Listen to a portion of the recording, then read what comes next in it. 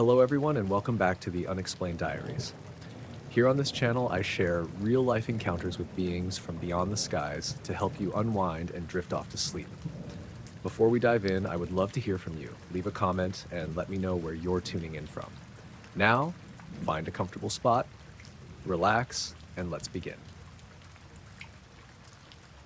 I woke up because the light was too bright.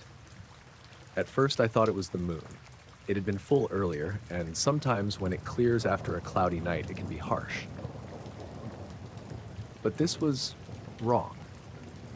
I was in a small one-person tent, maybe 20 feet from the edge of a clearing. It was late spring, up in northern Idaho, and I'd driven out there after work to spend a night alone in the forest before heading further into the mountains the next day. No campgrounds, just a flat patch of ground off a logging road. The last thing I remembered before drifting off was the wind pushing through the pines and a faint smell of smoke from my little fire. The light cut through the nylon walls like someone had turned on a stadium floodlight right outside. It was steady, not flickering like firelight, and white in a way that didn't look natural, too clean, almost cold. I sat up fast, unzipped the tent, and stuck my head out. The first thing I noticed was that the shadows were gone. Normally, when you've got a bright source, like the moon or even a lantern, you see contrast, shapes on the ground, darker patches under the trees. But here, everything was lit evenly. It was as if the forest had been washed flat, every surface glowing the same pale color. The second thing I noticed was the silence. Not quiet, silence. Before I'd gone to bed, there had been the usual night forest noises. Wind in the needles, some bug chatter, the distant creak of trees. Now it was like someone had pressed pause on all of it. Even the wind had stopped. I crawled all the way out, barefoot in the dirt, turning in a slow circle. I expected to see a source, maybe a flare stuck in a treetop or a helicopter with a searchlight. But when I looked up, there was nothing. The sky wasn't black anymore. It was white, but not in a cloudy way. There was a layer of clouds, I could see that, but they weren't blocking anything. They were glowing. The light seemed to be coming from above them, pouring through in a way I couldn't make sense of. I kept searching for a beam, for something directional, but it was everywhere at once. The stars were gone.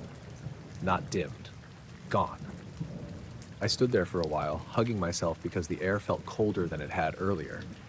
My little campfire was just a ring of glowing embers now, but they looked faint compared to the glow in the sky. At some point, I realized I was holding my breath. I let it out slow and whispered hello, without really meaning to. My voice sounded muffled, like the light had weight, like it was pressing against my ears. I don't know how long I stood there. My senses of time slipped. It could have been 30 seconds or 5 minutes. There was no change, no flicker, just me in that pale, shadowless forest. Then, as quickly as it came, it was gone. No fade out, just dark. The second it vanished, the normal sounds snapped back into place. I could hear wind again, the faint buzz of insects, even the pop of an ember. I blinked hard because I couldn't see anything at first. It was pitch black without the light. I fumbled for my headlamp and clicked it on. My tent looked the same, my pack was where I'd left it, nothing seemed disturbed. The only thing different was how loud everything felt now. I crawled back inside, telling myself I'd stay awake and keep an ear out. But the next thing I knew, I was opening my eyes to weak dawn light filtering through the tent. When I checked my watch, it said 4:13 a.m. The problem was I remembered looking at it when I first woke up to the light. It had been 3:57. I was sure of it, and I was just as sure I hadn't been out there for 16 minutes. It had felt like seconds. The whole day after, I couldn't shake the feeling that something had been in that clearing with me, even though I hadn't seen a thing. I broke camp early and drove until I had cell service again, just to hear another human voice when I called a friend. I didn't tell him why.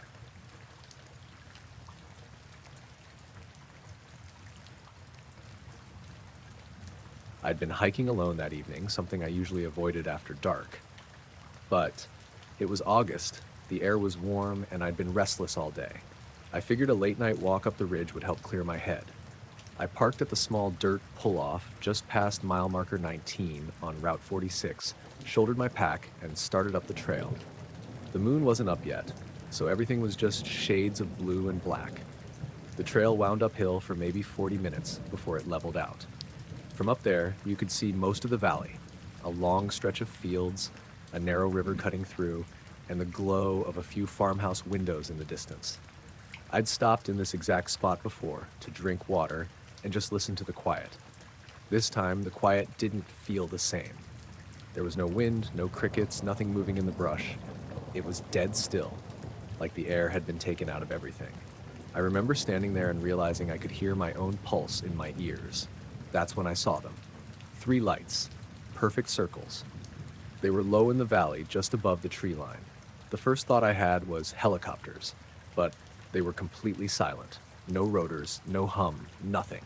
They moved together in a way that didn't look right, slow, perfectly in sync, like they were connected by an invisible rod. I crouched down without really thinking about it, watching.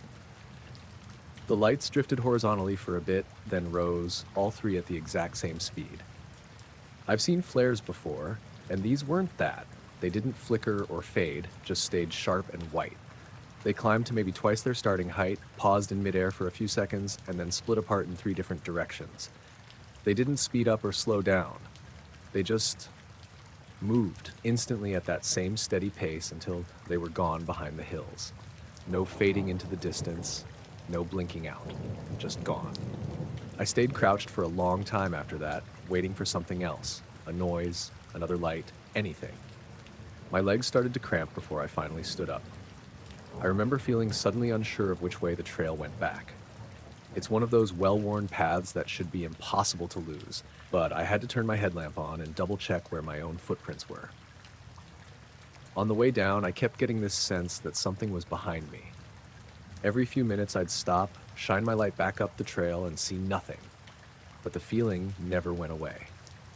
By the time I got back to my car, my hands were shaking hard enough that I had trouble getting the key into the ignition. The clock on my dash said 12:43 a.m. I thought I'd only been gone a little over an hour, but that meant it had been more like 3. I brushed it off. Maybe I just lost track of time sitting up there. The drive home was quiet. I didn't see another car the entire way, which is strange for that highway even that late.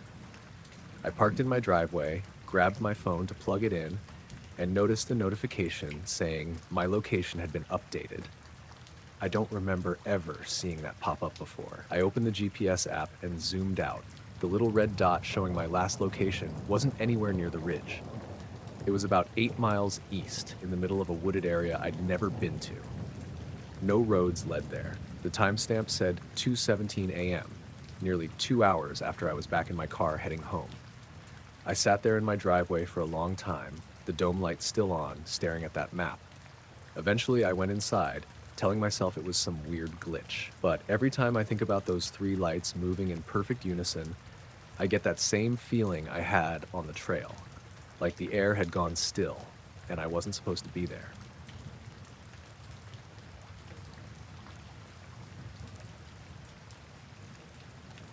I was out by the east pasture just before sunset, checking the fencing. We'd had a couple calves get out earlier in the week, and I didn't want to repeat. The air was still, just that kind of soft, heavy stillness you get before the light really starts fading. No wind, no bugs, no distant tractors. Just quiet. I'd parked my ATV near the gate and was walking the fence line with a roll of wire and my gloves hanging out of my back pocket. About halfway along the north side, I saw something out past the hayfield. It was just over the middle section, maybe 20 feet above the ground, hovering. It took me a second to really process what I was looking at. It wasn't round like you'd expect from a balloon or a drone. It was all hard angles, like 2 pyramids stuck base to base, except the points were cut off. Metallic, but not shiny in a normal way. It wasn't reflecting the sunset so much as catching the light unevenly, like there were flat panels that shifted in brightness when it rotated. And it was rotating, slowly steady, like it was on a turntable. I stood there for a good 10 seconds before I started moving toward it. I remember my boots making that dry crunch against the grass, the sound feeling way too loud in the quiet. The thing didn't move away, just kept spinning. When I got maybe 50 yards from it, it tilted. Not all the way, just enough that one of the flat faces was angled down toward me. I swear it felt like it was looking. I stopped without thinking about it. The tilt stayed for maybe 3 or 4 seconds, then it straightened back out, and then, without any noise or buildup, it shot off. Not up, not at an angle, just straight east, dead level, like it was pulled by a wire. It was gone in less than a second. No fade out, no wobble, just there and then gone. I walked the rest of the way to where it had been. The grass there looked normal at first, nothing burned or crushed. I stood for a minute, feeling stupid, half expecting it to come back. When nothing happened, I went back to the ATV and finished checking the fence. That night, I barely slept. Not because I was scared, exactly, more because I couldn't figure out what the hell I'd seen. The next morning, I went out early. Sun was just coming up, dew still on the ground. I walked straight to that spot in the hayfield. That's when I noticed it. Every single blade of grass in a circle maybe 20 feet across was bent. Not broken or flattened like something had landed on it, but bent over at the same angle, all pointing in the same direction, east, the same way the thing had shot off. Even the little weeds between the grass were leaning the same way. I ran my hand over the tops. They weren't springing back up. It was like they'd grown that way. I didn't touch it after that, didn't cut it, didn't mow over it. Just left the patch there. Over the next couple weeks, the grass in that circle stayed bent, even as the rest of the field grew up around it. After about a month, it finally got mowed down with the rest of the hay, but I never saw anything like it again. The strangest part wasn't even seeing the thing in the air.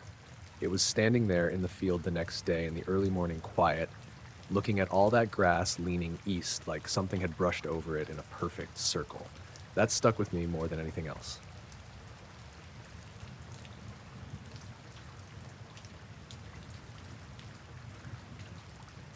I was driving home from my friend Mark's place in Brookfield, taking the long way back because the main highway was closed for construction. It was a little after 11, early summer, and the air was warm enough that I had the windows cracked. That road, County Road 16, runs through mostly farmland, but there are patches of woods on both sides in some stretches. No streetlights, barely any houses, just black shapes of trees and the narrow glow of my headlights cutting forward. About 20 minutes into the drive, I noticed something pale out of the corner of my eye, just past the passenger side window. At first, I thought it was the moon through the trees, but when I glanced over, it was moving. Not fast, just keeping pace with me, maybe 30 or 40 yards into the tree line. It wasn't bright like a car headlight, more like the color of frost under weak light. I figured maybe it was a reflection from my own lights bouncing off something metal out there. But the weird thing was, it stayed right with me.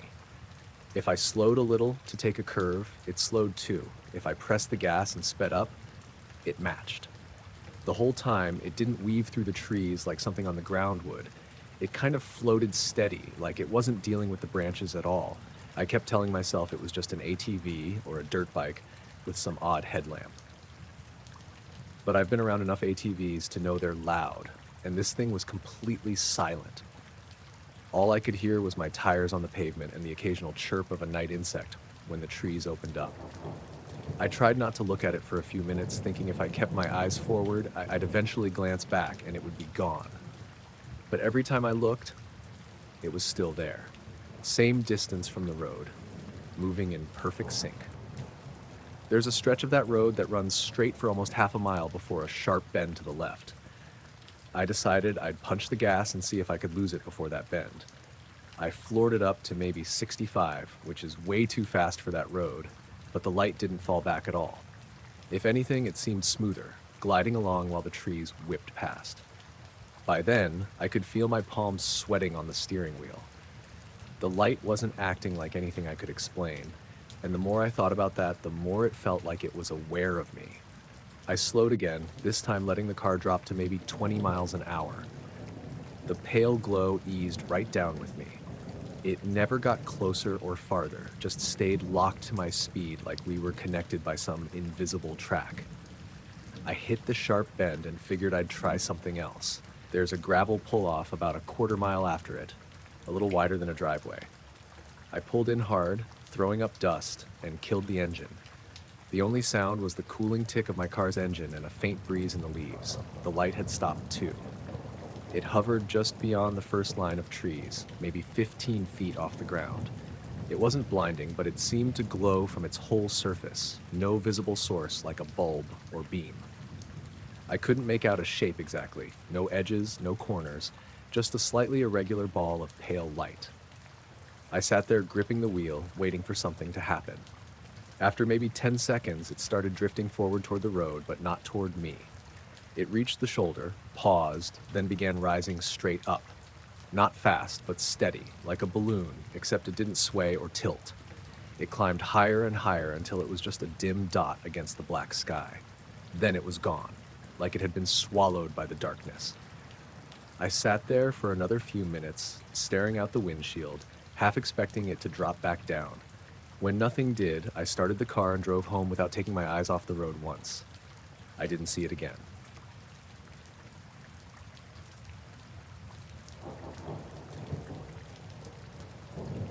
I was sitting on my porch just after dark, the kind of humid summer night where the air feels thick enough to drink. I had the lights off so the bugs wouldn't mob me, just leaning back in the old wicker chair with a beer, listening to the crickets and cicadas go at it. The moon wasn't up yet, but the sky was clear enough that you could see a good spread of stars. I noticed it because it didn't look like the others. Not twinkling, just this steady red glow, faint but noticeable, hanging way up there over the tree line. At first I thought maybe it was Mars, but it seemed too low and too bright. Then I realized it was moving, only not like a plane, way too slow. You could watch it for a solid 30 seconds and barely see it shift against the stars. I've seen satellites before, the way they cross the sky in a clean line, same speed, start to finish. This wasn't that. It felt hesitant. I sat forward, elbows on my knees, just watching it inch along. I even leaned my head to the side a little, thinking maybe I was seeing it wrong. I could still hear the night going strong. Frogs down in the ditch, a pair of owls calling back and forth. Then it just stopped. Not slowed down, stopped. Like it hit a wall in the sky and decided that was far enough. It hung there, still as a pinprick of paint on glass. I don't know how long I stared. Could have been 30 seconds, could have been 2 minutes. That's when everything around me went quiet. No gradual fade, joff. The crickets, the frogs, even the owls. It was the kind of silence that's so sudden your brain needs a second to register it. I remember actually holding my breath without meaning to. The red light blinked once. Not a twinkle, this sharp instant on-off like someone hitting a switch. And when it came back on, it wasn't in the same place. It was way off to my right now, almost above the old Miller farm. Same height, same glow, but way too far from where it had been for anything to have moved there normally. We're talking miles away in the time it took me to blink. I sat there frozen, trying to figure out if I just had some kind of vision glitch. But then it drifted again, moving in that same slow, deliberate crawl, only now in the opposite direction. The silence stuck around. No bugs, no frogs, nothing. Even the neighbor's dog, who barks at shadows, was quiet. I could hear my own pulse in my ears. After maybe a minute, the thing tilted, or at least the way the glow looked shifted, like it wasn't aimed straight at me anymore. The red faded a bit, and then it was just gone. No streak, no fade out, just not there anymore. And almost the second it vanished, the crickets started up again. A couple of frogs joined in like nothing had happened. I realized I'd been gripping the arms of the chair so hard my fingers hurt. I sat out there another 20 minutes, scanning the sky, waiting for it to show back up. It didn't. When I finally went inside, I left the porch light off and locked the door without really thinking about it. The next night, I sat out again around the same time, but the sky stayed empty. The bugs never shut up once. It hasn't happened again, but now I catch myself looking for that red glow every time I'm outside after dark.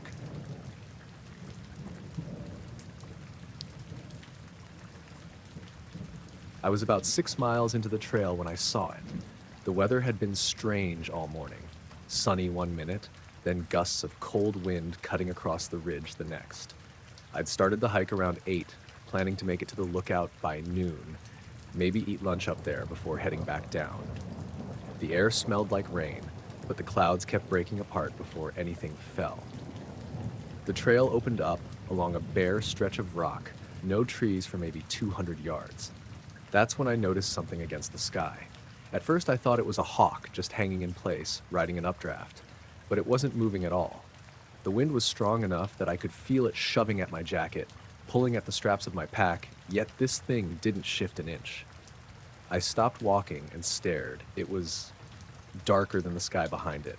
Not black, exactly, but a flat, dead kind of gray, with no shine or shadow. I took a couple steps forward and realized it wasn't bird-shaped at all. It was a perfect triangle. Not roughly triangular. Perfect. All three sides identical, the corners sharp enough that even from that distance, they looked like they could cut you. I set my pack down and pulled out the small binoculars I keep for bird watching. Through the lenses, it looked even stranger. There was no texture to it, no sign of panels or wings or anything. Just a solid, featureless triangle, hanging there like someone had nailed a piece of matte black metal to the sky. The edges didn't blur in the wind. The trees around me were swaying, the clouds were ripping apart overhead, but that shape didn't move at all. I must have stared for a solid minute before lowering the binoculars to blink and rub my eyes. When I looked back up with just my naked eyes, it was gone. The sky was empty, just blue patches and moving clouds. My stomach dropped in a way that felt completely out of proportion to what I'd just seen, but there was something about how wrong it had looked that made my skin feel tight. I scanned the sky for 10 minutes, thinking maybe it had drifted or my eyes had played tricks on me. Nothing. No birds, no planes, nothing. The wind was still blowing hard, and it carried this low, almost humming sound. Not from the sky, but from somewhere farther down the slope. I couldn't place it. The trail dipped into a wooded section after that, and I told myself I was just being jumpy. But the deeper I went into the trees, the more it felt like the wind had stopped. The branches weren't moving, the leaves didn't rustle. My own footsteps sounded too loud. I checked my phone for signal. 1 bar, then none, then one again, which isn't unusual out there, but for some reason I kept checking every couple minutes. About half an hour later, I heard something behind me. Not footsteps exactly, more like a single crunch on the gravel, then silence. I turned around, nothing there. I kept walking, but the sound happened again, maybe 20 feet back. This time when I turned, the woods felt emptier, like there should have been more color and movement, but there wasn't. I picked up the pace, telling myself I was just spooking at normal forest noises. I passed a small clearing where the sunlight hit the grass in this pale, washed-out way, almost like early morning light, except my watch said it was nearly noon. The humming sound from before came back, but higher pitched now, just at the edge of hearing. I finally made it to the lookout. Usually there are other hikers around, but I was completely alone. I scanned the horizon, half hoping to see the shape again, just so I'd know I hadn't imagined it. The wind up there should have been strong. It always is, but it barely moved my hair. I sat down on one of the big flat rocks to eat, but the feeling that I was being watched wouldn't go away. I even glanced behind me a few times toward the trail I'd come from, expecting to see someone walking up. Nothing. Just still trees and that strange bright grass in the clearing below. When I finally headed back down, the woods felt off again. Sounds were missing. No insects, no birds. I didn't notice exactly when the normal wind noises came back, but they did, somewhere near the lower switchbacks. My phone's signal bars stabilized too. It was like crossing back into normal from whatever I'd walked into. At the trailhead, there were 2 other cars besides mine, but no one around. I sat in my car for a while, just staring up at the ridge. I thought about pulling the binoculars out again, but I couldn't make myself do it. I kept thinking if I saw that triangle a second time, I wouldn't be able to talk myself into thinking it was just a trick of the light. When I finally drove off, I checked the sky in my mirrors for most of the way home. I never saw it again.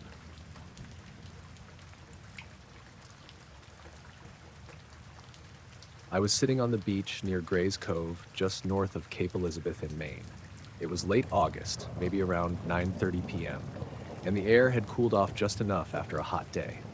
The sky was clear, a little hazy near the horizon, but nothing unusual for this part of the coast. I was alone, just me and the steady sound of waves breaking over the rocks and sand. I'd come down to the water after dinner, hoping to unwind a bit. The beach was mostly empty, just a couple of other folks scattered far apart. I found a spot on the sand where the tide had pulled back and settled in. The sun had long dipped below the trees, but there was still some light fading, the last glow of dusk. As I stared out toward the horizon, something caught my eye. Uh, a row of tiny lights hovering just above where the water met the sky.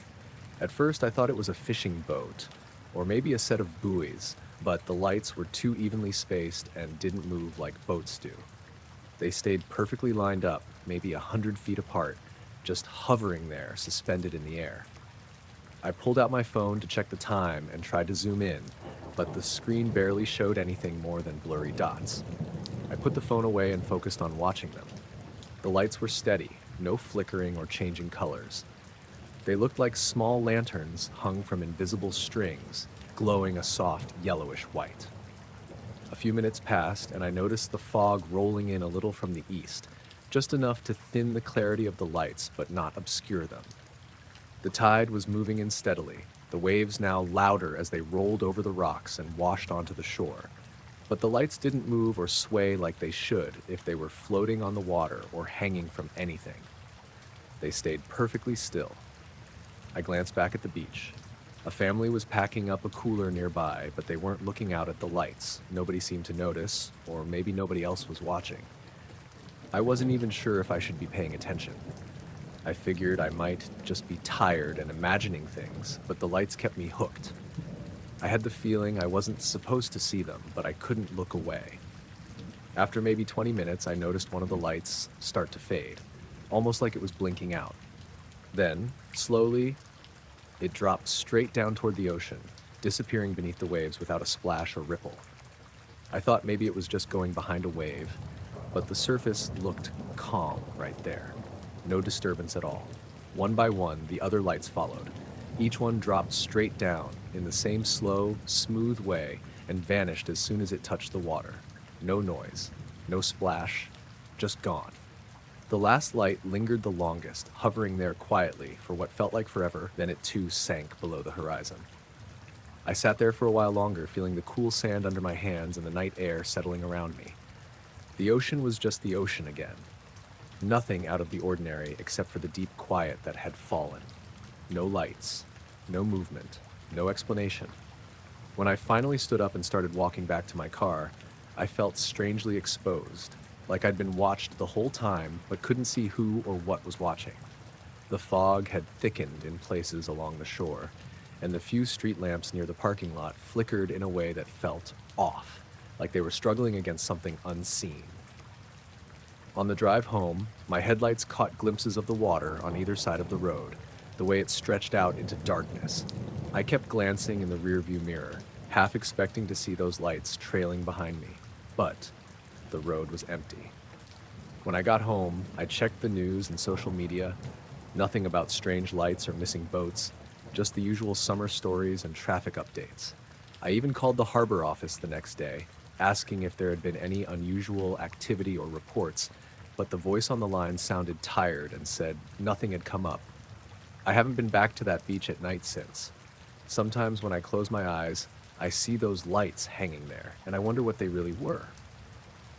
But mostly, I just remember the silence, the way the ocean swallowed those lights without a sound, and how quiet the world became after they disappeared.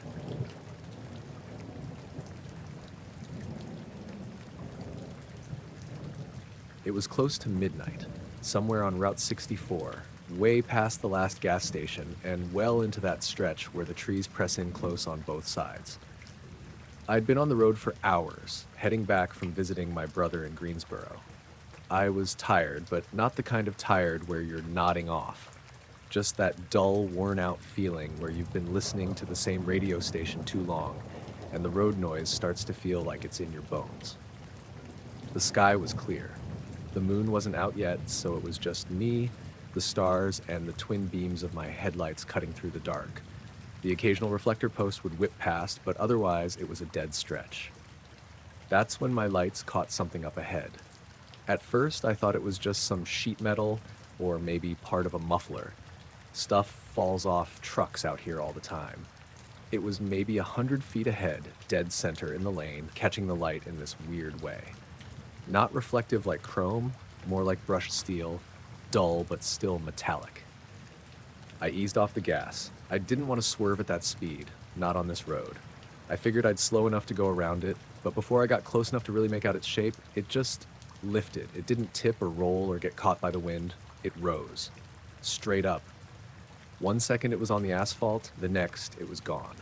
Just shot straight into the air faster than I could follow with my eyes. I literally blinked and it wasn't there anymore. I slammed the brakes, the tires chirping a little as I brought the car to a stop right where it had been. My high beams lit up the road, the trees, the little gravel shoulder. Nothing. I sat there for a second, both hands on the wheel, listening. All I could hear was my engine ticking over and the night bugs out in the woods. I got out.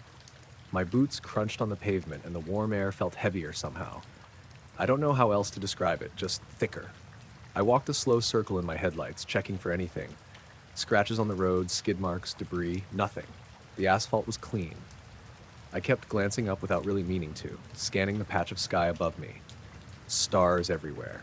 No plane lights, no satellites moving, just empty. Back in the car, I put it in gear and rolled forward, half expecting to see it again just up the road, like maybe my mind had played a trick and it was farther than I thought. But the road stayed empty. I kept replaying it in my head, trying to picture the shape of it. It wasn't flat like a sheet. It had a slight curve, like a shallow bowl flipped upside down. Maybe 2.5 feet across, no visible seams or markings. Just smooth metal, the kind you'd expect to be heavy. Another 20 minutes down the road, I realized the radio had gone to static. I fiddled with the dial, tried switching stations, even switched to AM. Nothing but white noise. I glanced at my phone. No bars, which wasn't weird out here, but usually the radio still worked fine. Then I noticed something else. My dash clock was wrong. It said 12:37, but last time I'd looked, right before I saw the thing, it had been 12:22. I knew I hadn't been stopped that long. When I finally got back into range of the next town, the radio snapped back to life mid-song, loud enough to make me jump. The dash clock stayed at 12:37 until I parked in my driveway, then it suddenly updated to the right time on its own. The next morning, I checked the front of my car just in case I'd actually clipped something and didn't notice. No dents, no scratches. But there was this fine, dusty residue on the hood and windshield. Not pollen, not dust from the road. It was almost silver in the sunlight. I ran my hand over it, and it smeared like graphite. I thought about keeping some, maybe having it looked at, but I ended up washing the car later that week. I still don't know why I didn't save it. I've driven that stretch a dozen times since then. I keep expecting to see something in the road again, but it's always just blacktop and trees.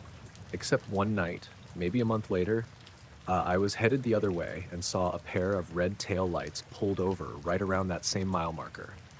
As I passed, I glanced at the driver, older guy, maybe in his 60s, standing in the lane looking straight up. His face was lit by his hazard lights, but his eyes were fixed on the sky, and he didn't even look at me when I drove past.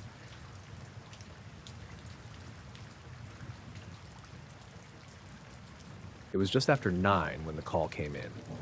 Mrs. Keener, who lived alone out past County Road 14, said there were lights over the fields again. She'd called before about prowlers, coyotes, and once about a shadow moving across her barn, but she sounded different this time. Rushed, shaky. I was the only one on patrol that side of the county, so it was mine to check out. The night was cold but clear, no wind. When I pulled out onto the 2-lane toward her place, I could see stars from horizon to horizon. Her property sat about a quarter-mile back from the road, dirt drive lined with skeletal cottonwoods. I didn't see anything unusual at first, just her porch light and the orange glow from her kitchen window. She was waiting at the door in a coat over her nightgown. Before I could even ask, she pointed toward the far side of her fields. They're out there. Over the Johnson place, maybe further.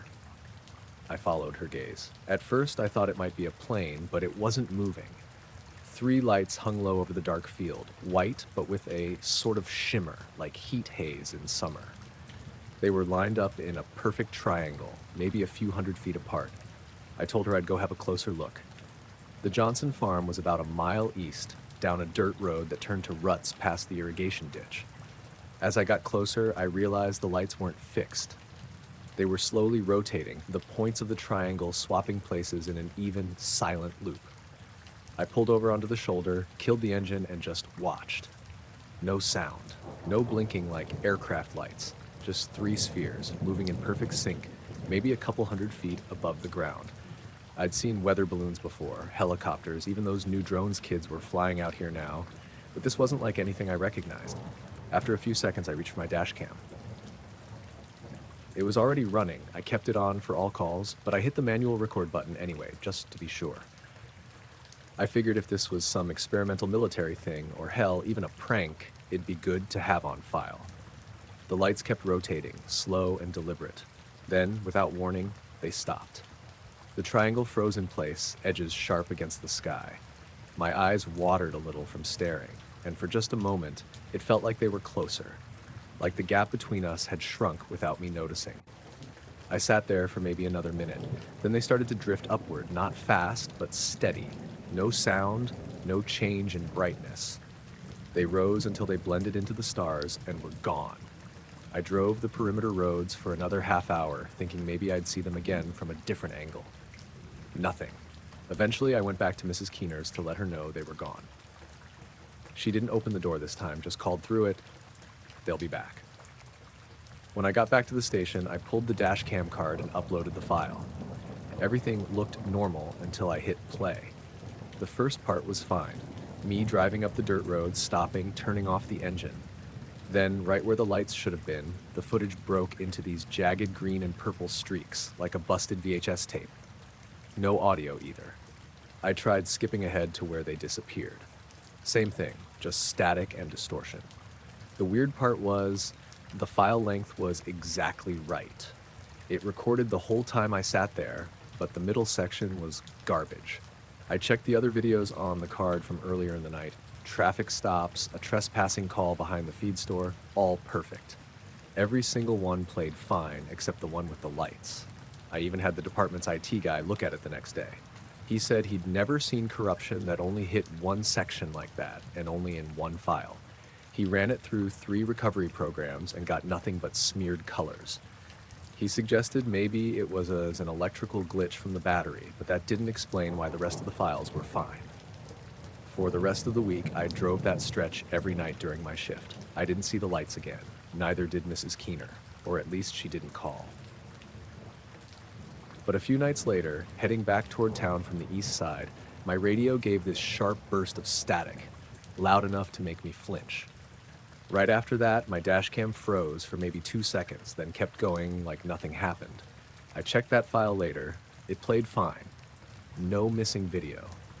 I didn't think much of it until I passed the Johnson place again, and without realizing it, I slowed down right where I'd parked before. I don't know why.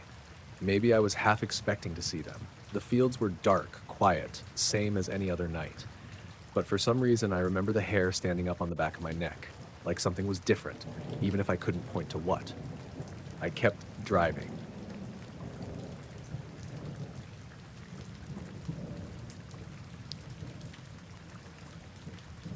It was early, just past 6, and the fog was so thick I could barely see the platform when I got on at Barlow Station. The train was maybe a third full, the usual mix of people half awake with coffee cups and headphones. I sat in my normal seat, 2 from the back on the left side, and stared at the condensation on the window. The ride was quiet, no chatter, no one on their phone. The sound of the train on the tracks was almost soothing. Then, maybe 20 minutes in, there was this slow, deliberate braking. Not the normal kind when we hit a station, but a long, drawn-out squeal like the engineer was easing us to a stop in the middle of nowhere. We weren't near a station. I knew that stretch well. Trees on both sides, no road crossings for a couple miles. The fog made everything outside just a uniform pale gray, the kind that makes distance impossible to judge.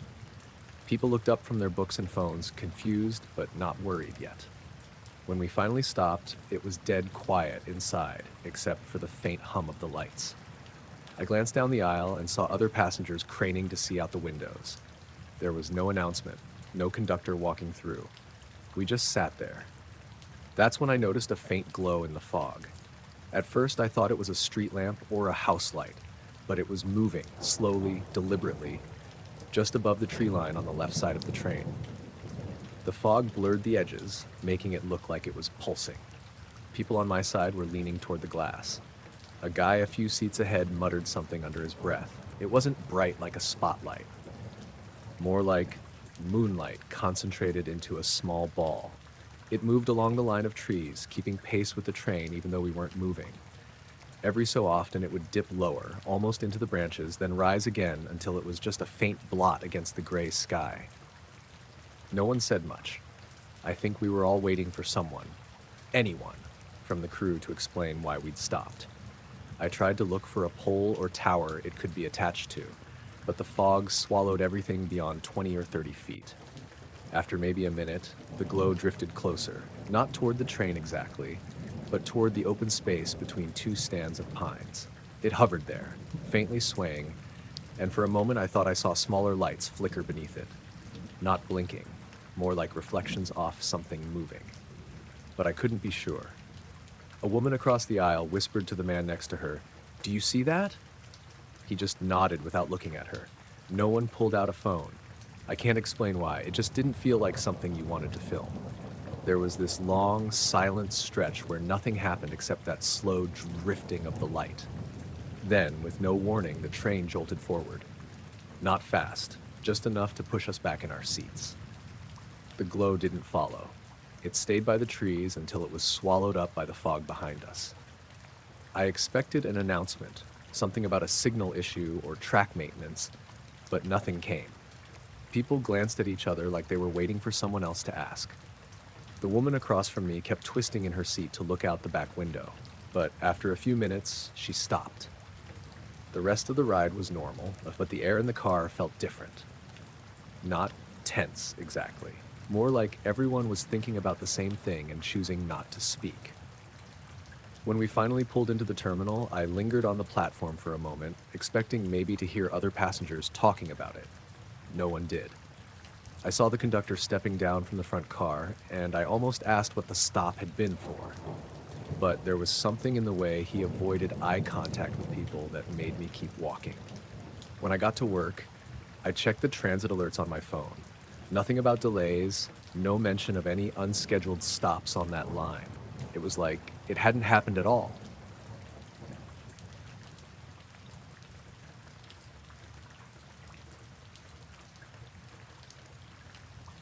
My dog started barking at the back window before I was fully awake.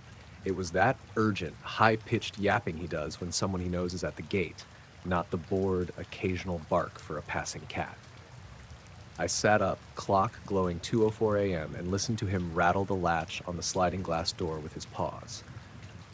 His name is Milo. He's a mutt, 10 pounds of noise and attitude, and he wasn't the only one awake. The house felt off in the way houses do when something small is wrong. A sound missing from where it should be. A draft where the vent shouldn't push. I threw on my slippers and padded to the back of the living room, tugging the curtain aside. At first, all I saw was yard. The floodlight over the deck was on by itself, washing the patio in a weak orange, though I'd gone out to the backyard an hour earlier and turned it off. The hydrangeas by the fence were a muddle of gray shapes. Beyond our fence, the stand of trees that marks the property line made a black wall against the sky. Then I saw the shape. It wasn't bright. If anything, it was dull, the color of palladium or some old silver coin left in the sun. It hovered where the tree line should have ended, roughly the height of the telephone wires. It was a featureless form, not a ball, not a disc, just a quietly reflective patch that didn't move with the breeze. The street to the front of the house hummed faintly with passing cars, and yet there was no sound from the backyard. Nothing mechanical, not even the distant chuff of a city bus 2 blocks over. Milo didn't stop. He barked in a rhythm like he was trying to call the thing by name.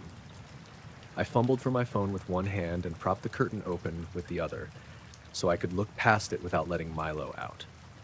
The screen showed the figure as a darker blot than the sky. The autofocus hunted on it and then gave up. I shouldn't have been surprised by it, but I was. I had lived in this neighborhood long enough to know how the night moved. The backyard raccoons sneaking under the deck, the neighbor's porch light failing at odd hours, the occasional late-night landscaper. Whatever this was, it wasn't one of those things.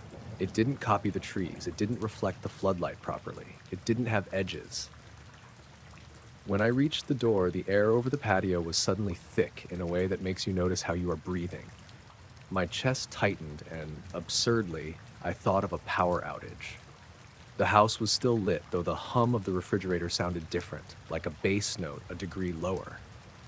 Milo's barking hit a new pitch, sharper, longer, and then, as if someone had signaled him to stop, he cut off mid-woof. The silver shape didn't move as he fell silent. Then it blinked.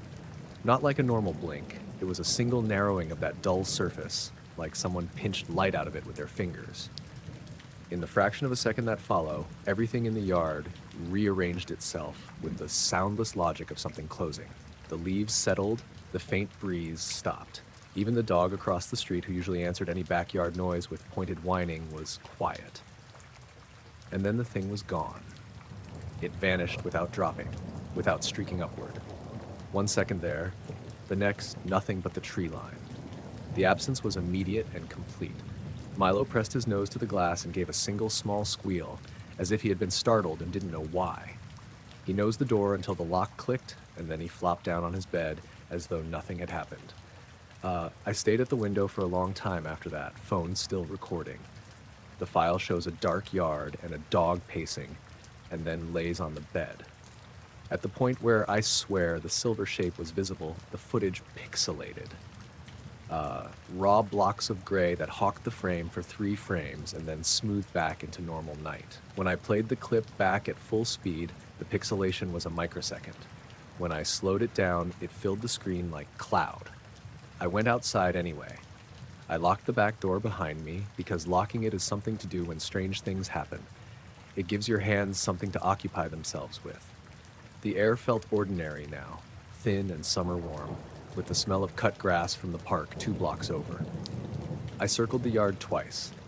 There were no marks in the grass, no scorch, no trampled shrubs, no bent branches to mark the spot where something had hovered. The floodlight, which had been on, clicked off when I reached the switch on the side of the house. I hadn't touched it. Before dinner, I'd been reading news about an outage a town over, transformers, an overloaded line, they said, and I'd laughed because the idea of being unplugged felt distant. After I came inside, there was a small, impossible detail that kept snagging at me. My microwave display read 12:46.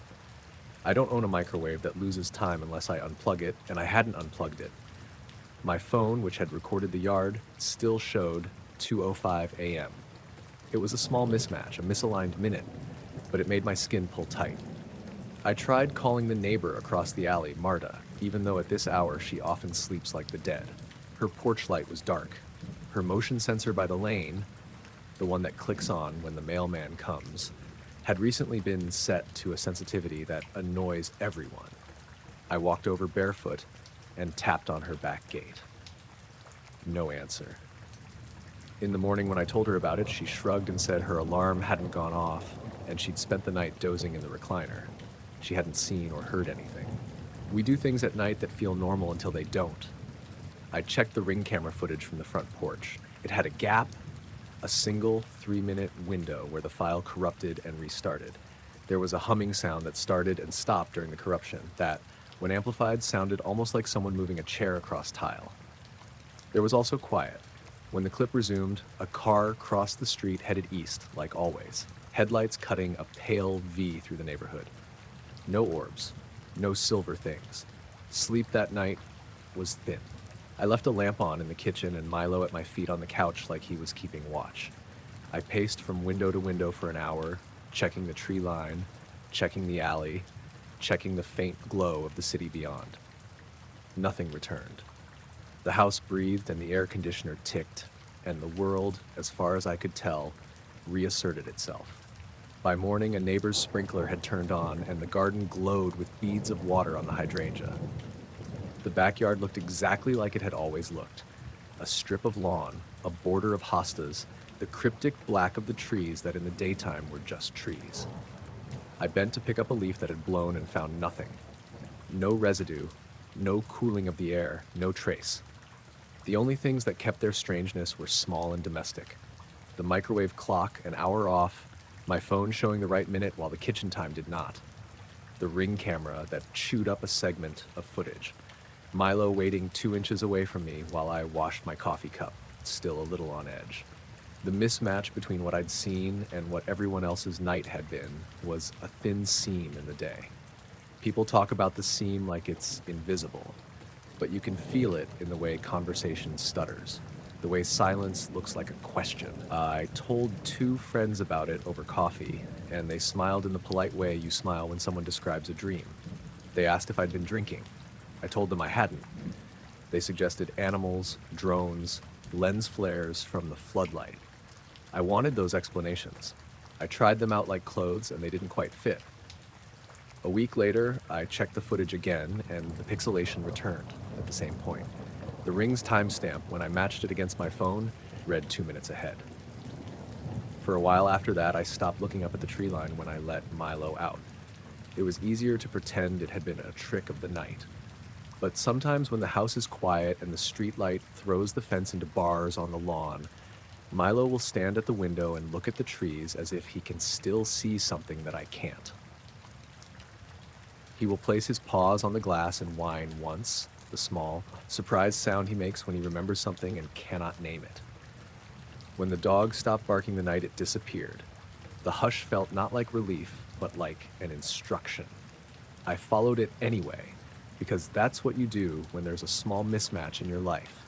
You look, you check, you make sure the seams are real. The backyard remained a backyard. The trees remained trees. The silver shape, whatever it had been, left nothing I could hold on to except the way the night had rearranged itself for 3 breaths, and then pretended nothing had changed.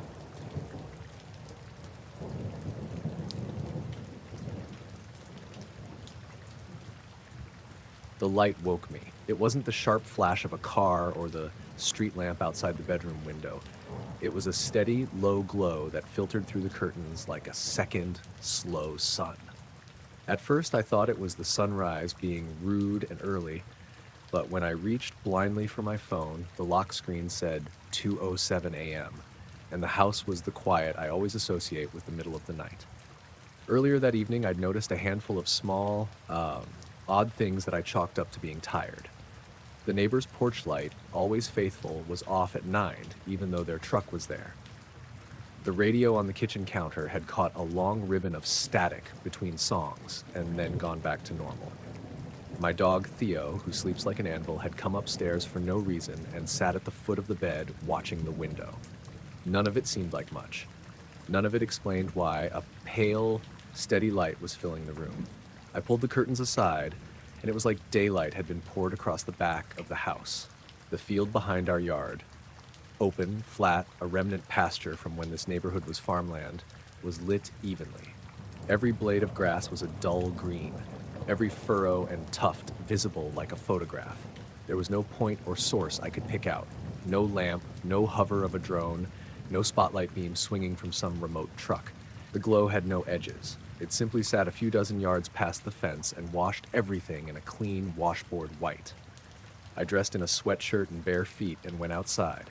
The air was cold and smelled like cut hay and a little like the ozone you get before a thunderstorm, though the sky was clear and the moon had not set. Theo followed, hesitant, nose twitching. Close to the fence, the light softened. It didn't throw the stark shadows you get from a lamppost. The grass under my hands felt ordinary, stiff from frost, but looked as if each blade had been brushed with milk. When I shone my phone's flashlight across the field, the glow didn't dim or recoil. It simply pooled with what the flashlight made and then leveled out again. There was no sound tied to the light.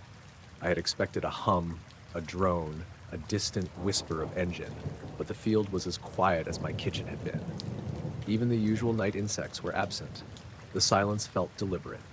I walked to the fence and leaned over, my breath making little fog clouds. Looking out into that lit open space did something to the senses, the way an aquarium throws a glow into your room.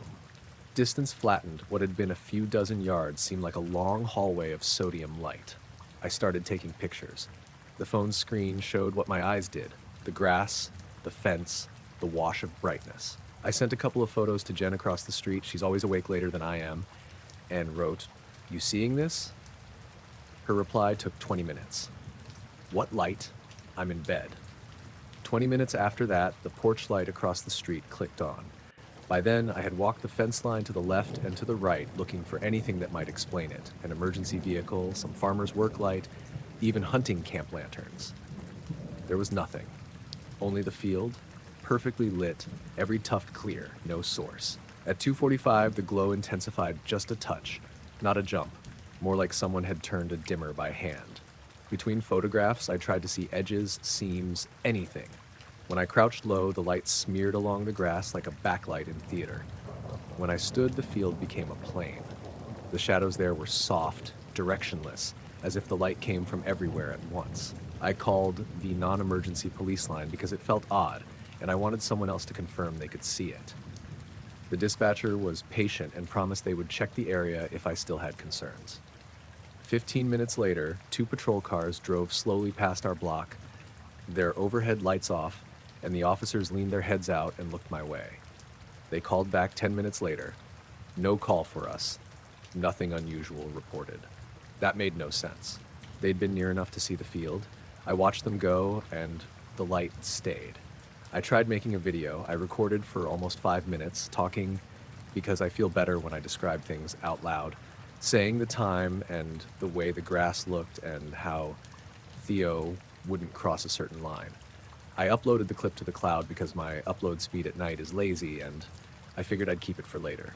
When the clip finished, saving the thumbnail on my phone was a black square. I watched it back and saw only my own hands and then black for the 5 minutes, like someone had closed a lens.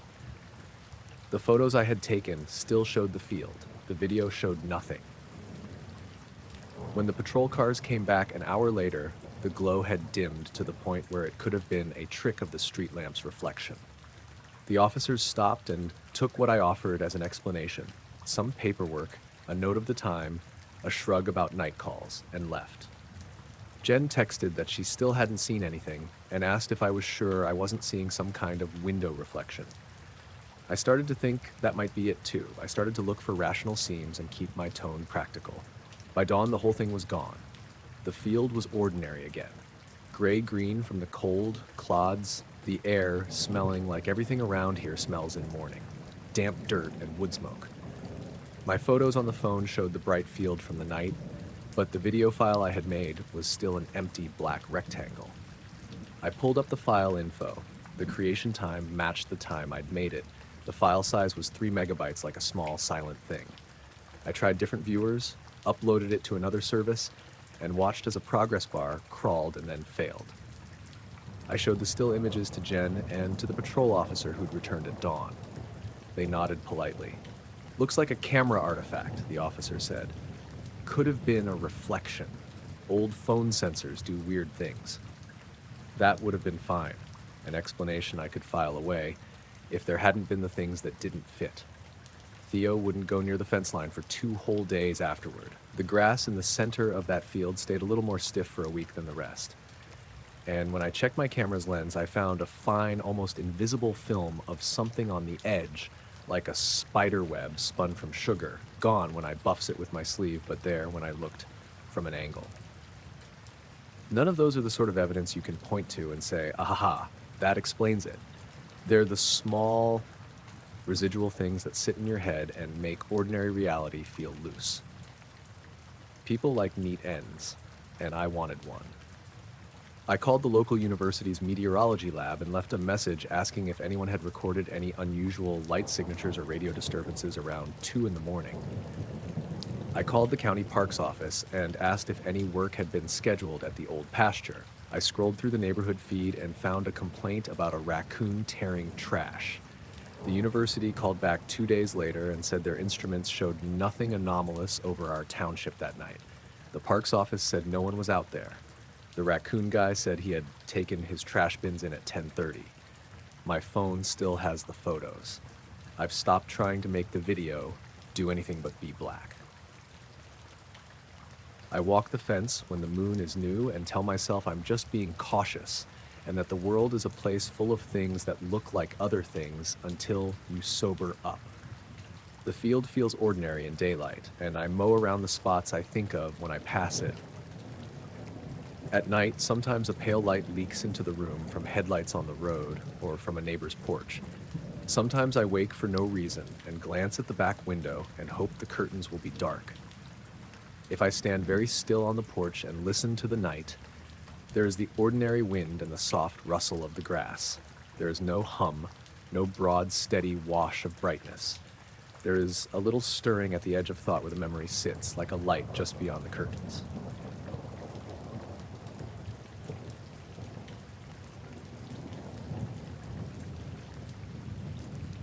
The radio died 2 minutes after I passed the sign that said next service is 72 miles. One song cut out in the middle of a line, and then every dialed station, every preset, every frequency slid into the same dry hiss. I flipped the knob, thumbed the touchscreen, switched to AM like an old habit, and got the same nothing, like someone had pulled a blanket over the air. I was on the long stretch between towns, driving west with the sun finally bleeding out behind the low mountains. The sky was a hard blue that turns to the color of a bruise where day gives up. I'd been on the road since dawn and had the radio on for company more than music. When the static settled in, I noticed how quiet everything else had gotten. No truck rumble in the distance, no lone hawk calling. Even the tires sounded like they were rolling on glass. The speedometer glowed 72 and the desert rolled past, heat shimmer making the asphalt breath in waves.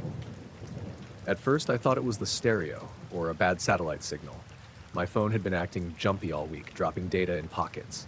I toggled Bluetooth off, tried the auxiliary jack, swapped apps, nothing. The infotainment screen showed a clock and a compass and a small bar that said, no signal. My hand hovered over the engine cutoff. The way you hover over a candle you don't want to snuff. You look for something ordinary to do that will steady you. The light showed up on the horizon like a wayward star. I saw it in the windshield first as a pale pulse, a white dot that blinked slow and big against the blue. The kind of light that a plane emits looked smaller and steadier. This one pulsed in a rhythm that didn't match the emergency lights of a highway service vehicle. It moved too, not across the sky on a straight line, but in a series of small, deliberate slips. For a moment, it would drift sideways, hang, then dart forward as if checking its bearings. No contrails. No afterburner flicker, no sound. The desert was still, a long, quiet pond, and the light rode the far edge like a fish seeing its reflection. I pulled into the turnout, left my hazards off, and killed the radio completely. The dash went quiet, but somehow that made the world louder. My phone, perched in its mount, showed 1 bar of battery and no reception. I thumbed the camera open and hit record, hands a little clumsy because my fingers felt too big for the buttons. In the screen, the light looked distant and steady. Steady enough that I told myself I was being silly and that I should keep driving to the next town. But something in the way it moved kept my eyes fixed on it. It didn't behave like a civilian aircraft. When it slowed, it didn't fall. It just eased, like someone taking a breath and deciding. When it moved fast, it didn't accelerate in a way that suggested engine thrust. The path was more a shuffle than a rush. Once it stopped altogether and pulsed twice, bright enough that for a second the horizon looked like snow. I cupped my face to the rearview mirror to use it like a second set of eyes. The light showed in the glass and then was gone, and even the glass felt less a thing than a memory. 10 minutes later, the radio came back the same way it had left. 1 second a wall of radio noise, the next a station at full strength, a DJ mid-sentence as if nothing had happened. I fumbled for the presets because my hands wanted the reassurance of human voices, gave me a gospel show, and FM, a static-laced ballad. The clock on the dash read 20 minutes past the hour, and my phone had reconnected to the network with 5 bars like we were both expected to be here all along. The camera file in my phone was corrupted at the 10-minute mark, an interruption of a dozen frames, and then a string of blank screen. The audio had a clipped murmur and then silence. I played it back again and again until I could feel the groove of impatience between my ribs.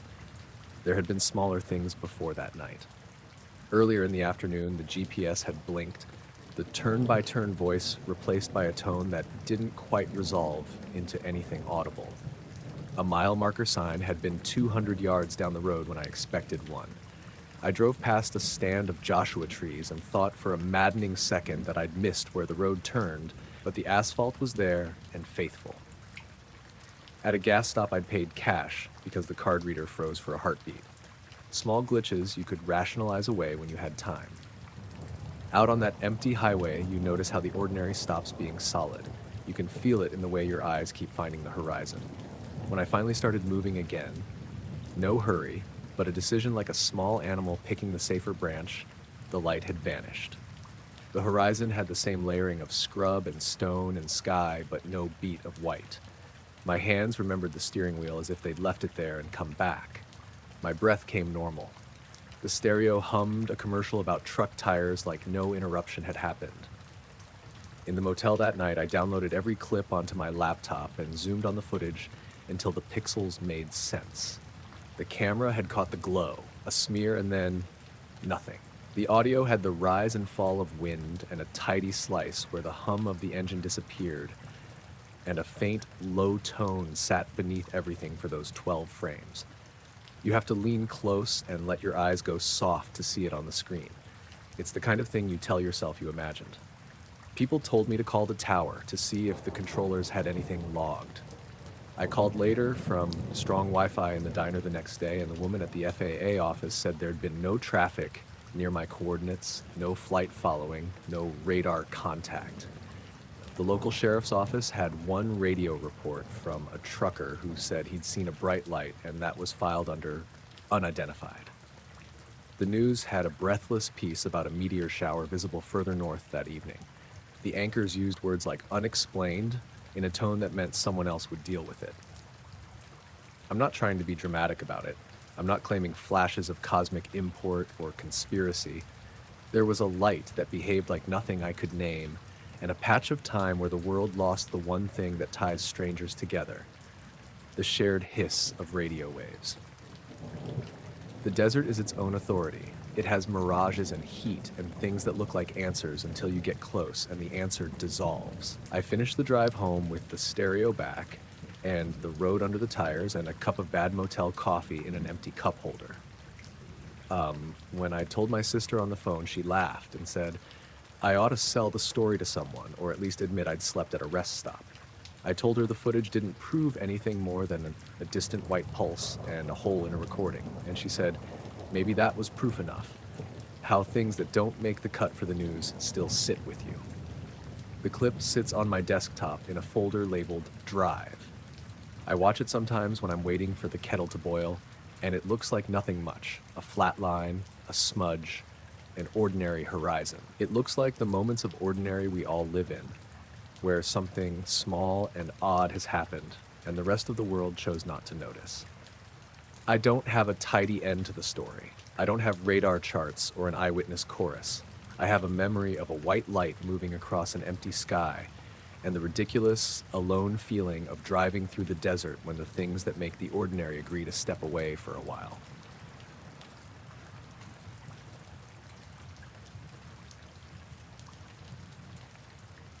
I went out that night because the tide was right and the moon was new.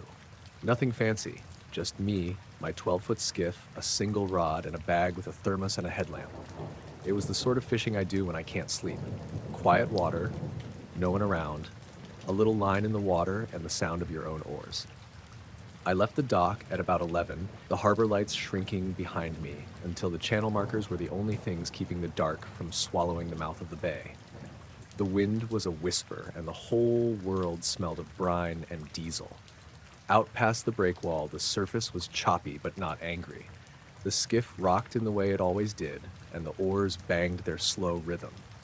I cut the motor and drifted, bait down, eyes on the dark where you'd expect a flash of activity if something big moved under the surface. For the first hour, nothing happened. No hits, no birds, no flashlight beams from other boats. That was fine, I liked the emptiness. But there was a sound that bothered me, an absence. The usual high, thin noise, insects along the eelgrass, the distant hum of the highway was gone. Just the sea and the creak of my hull. Then I saw a light. At first, I thought it was a reflection. The water was scattered with point sources out at the edge of visibility. The buoys, a single house light on shore. But this light did not come from anything I knew how to name.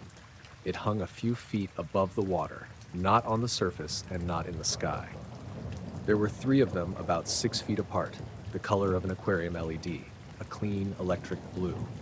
They looked like spheres, but they weren't bulbs. They had a soft edge, as if the air itself was colored. They didn't bob with the waves.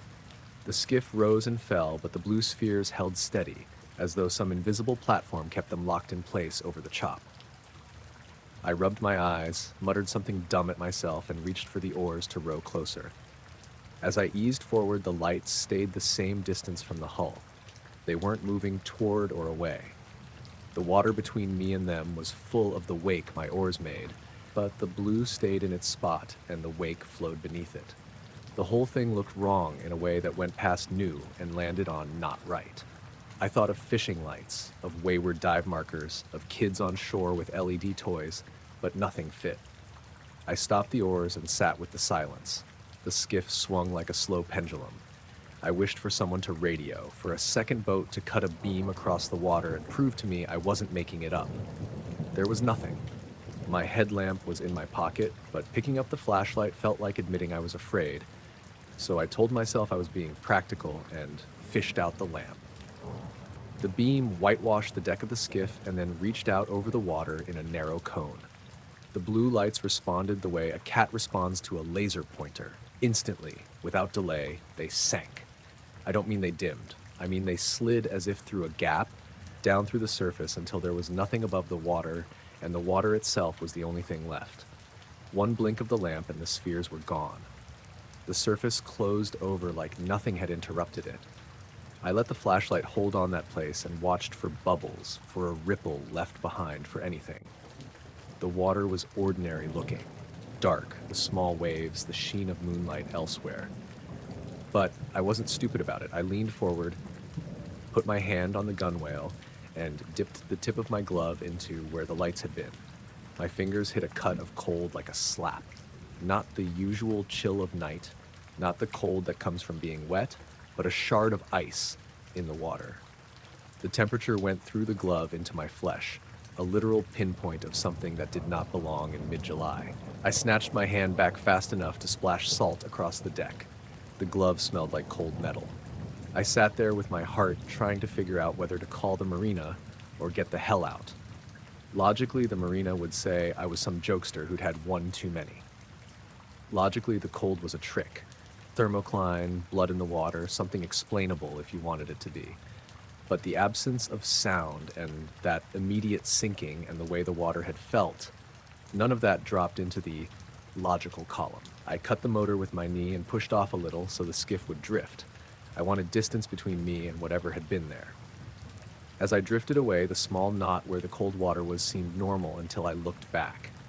From a few boat lengths off, you could see a darker patch on the surface, the water holding a faint, darker hue for maybe 10 seconds before it blended into the rest. No ripples, no bubbles rising. A flat, temporary bruise on the sea.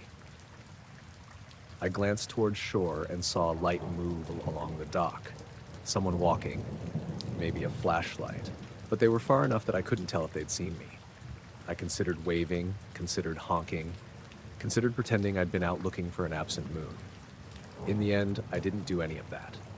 I started the motor and headed back the way I came, slow enough that the skiff didn't slosh and the hull made the same tired creaks, careful not to make waves. On the way in, a seal surfaced not 10 yards off the bow and looked at me as if to say, "See?" It dove away when I looked at it too long. At the marina, the lights were the same as always, a halogen over the fuel pump, a string of bulbs on the clubhouse. The men leaning on the rail swapped a cigarette and called out, "Late one," and didn't ask further. I don't blame them. They see the harbor all the time. My oddness would be theirs in the morning. I hauled the skiff up, tied lines, and sat on the bench with my thermos for a long time, watching the water. It had the same black look, the same small silvered waves. I put my finger in the thermos of coffee and it warmed me like coffee should. My hands that had gone in the cold water were a little numb up the fingers. The numbness faded over an hour, the skin growing back to color as if nothing had happened at all. I thought about telling someone, a friend who works nights, the marina guy, the woman at the bait shop. In the end, I just told a couple of neighbors I got a late start and nodded when they asked if the fish were biting. No one asked what the blue lights looked like. No one volunteered that they'd seen them too. That night, I woke at 2, sweating like I'd rowed all the way in. I told myself I'd go back out, stand on the dock, and watch for a pattern, watch for revelers with plastic toys. I didn't go. I made coffee and sat at the kitchen table and tried to measure the incident with reason, reflection, phosphorescence, some chemical bloom in the water that momentarily brightened. Those things could be true. They didn't explain the cold. Days later, I drove down to the little slip where I'd left the skiff and ran my hand along the stern.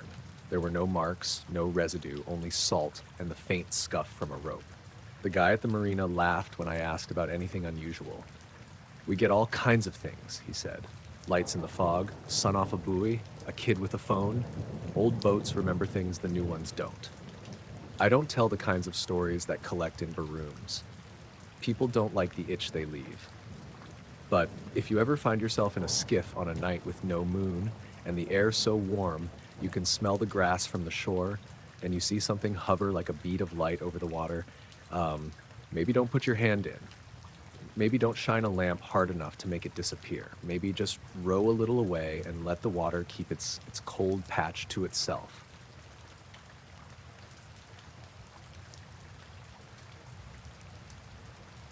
I was driving back from visiting my cousin in Eastern Oregon, taking one of those long 2-lane highways that feel like they cut through the middle of nowhere. It was late afternoon, the kind of overcast sky that flattens the light so you can't tell if it's getting close to evening or not. I'd been watching my gas gauge dip for the last 20 miles, so when I spotted a faded sign for a station up ahead, I figured I'd stop. The place looked old, but not abandoned. One pump island, a little shop with a single front window, and a tall sign with half the letters missing. The gravel crunched under my tires when I pulled in. I'd barely shifted into park when a man stepped out from around the side of the building. He was wearing a blue work shirt with Martin stitched on a patch over the pocket and a tan cap pulled low. He smiled as he walked up, one hand already on the pump handle. "Evening," he said, cheerful. "Fill it up?" I nodded, rolled my window down halfway, and handed him my card. He swiped it on a little handheld reader hanging from his belt, then started pumping gas. "Bit of a cold snap coming in tonight," he said, glancing at the clouds. "Gonna be down to the high 20s after sunset." I remember blinking at that because I'd been driving all day in short sleeves with the windows cracked. My car thermometer had read 74 when I pulled in. "Really?" I said. "Feels pretty warm right now." Martin chuckled, like I'd made a joke. "Not for long. Last night it was barely over 30 by the time the moon was up." Something about the way he said it made me check my own watch, even though that didn't have anything to do with temperature. It was 4:42 p.m. He kept chatting, asked where I was headed, if I'd passed the road construction near Ochoco. His voice was easy, calm, like we were old neighbors catching up. I found myself answering without thinking much about it, but I kept glancing at my dashboard thermometer, which still said 74. When the pump clicked off, he handed me my card back and thanked me like I'd done him a favor by stopping in. I got out to stretch my legs, and he stepped away from the pump island, walking toward the far side of the building like he was going to check something. I figured I'd go in and grab a drink before heading out. The shop door had a little bell that rang when I opened it, and the inside smelled faintly of motor oil and old candy. A woman in her late 50s stood behind the counter, flipping through a magazine. "Hey there," I said, setting a bottle of water on the counter. "You got a good guy working the pumps out there." She looked up, puzzled. "Working the pumps?" I smiled, thinking she was joking. "Yeah, Martin. Blue shirt, cap. He filled me up." Her brow furrowed. "Honey, we haven't had a pump attendant in, must be 6-7 years now. It's self-serve." I just stared at her for a second. "No, I mean, he was just out there. He took my card and everything." She shook her head slowly, like she wasn't sure if I was messing with her. "I'm the only one here. Has been all day." I didn't know what to say to that. I pulled out my wallet, slid a 20 across for the water, and stepped back outside without pushing it. The pump island was empty. No sign of Martin. The gravel lot stretched out on all sides, flat and open, no cars but mine. I glanced toward the side of the building where he'd walked earlier. Nothing. I climbed back into my car, shut the door, and sat there with the engine off for a minute. The temperature reading on my dash still said 74. The air coming in through the cracked window was mild, the kind of early fall warmth that sinks slow. When I backed out, I drove past the far side of the building and into that just to see. There was only a stack of old tires, a rusty dumpster, and weeds pushing through the gravel. No footprints, no sign anyone had been there at all. I got back on the highway. About 10 minutes later, I realized I was gripping the steering wheel too tight. My mind kept replaying his voice, the way he'd smiled like we were sharing some casual, harmless talk. The weather he'd described didn't match reality, but it also hadn't sounded like a guess. He'd said it like it was a certainty, like it was already happening. And the weirdest part was my card. I checked my banking app at the next rest stop. There was no charge from the station, nothing from anywhere in that town. It was only later, maybe 30 miles down the road, that I noticed something else. My car thermometer had dropped to 52, and I hadn't crossed into any higher elevation. The sun was still an hour from setting.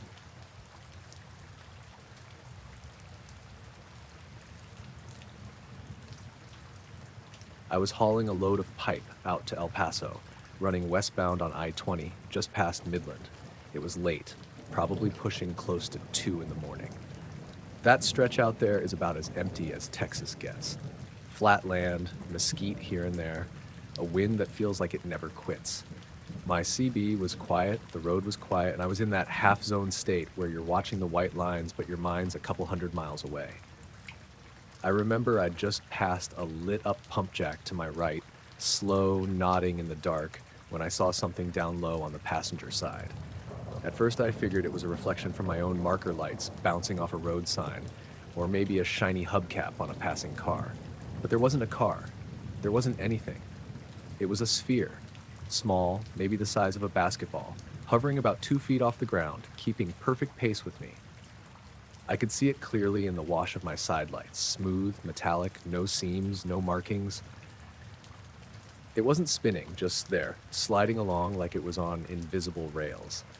I slowed a bit, downshifting, thinking maybe it was some weird piece of debris caught in the wind. But it matched me exactly, no wobble, no sway. I sped back up. So did it. The wind out there was pushing hard from the south, but this thing didn't react to it at all. It didn't bob or drift. It was steady, almost unnaturally so. My hands were tight on the wheel, and I realized I was leaning way over, trying to see it better through the side window.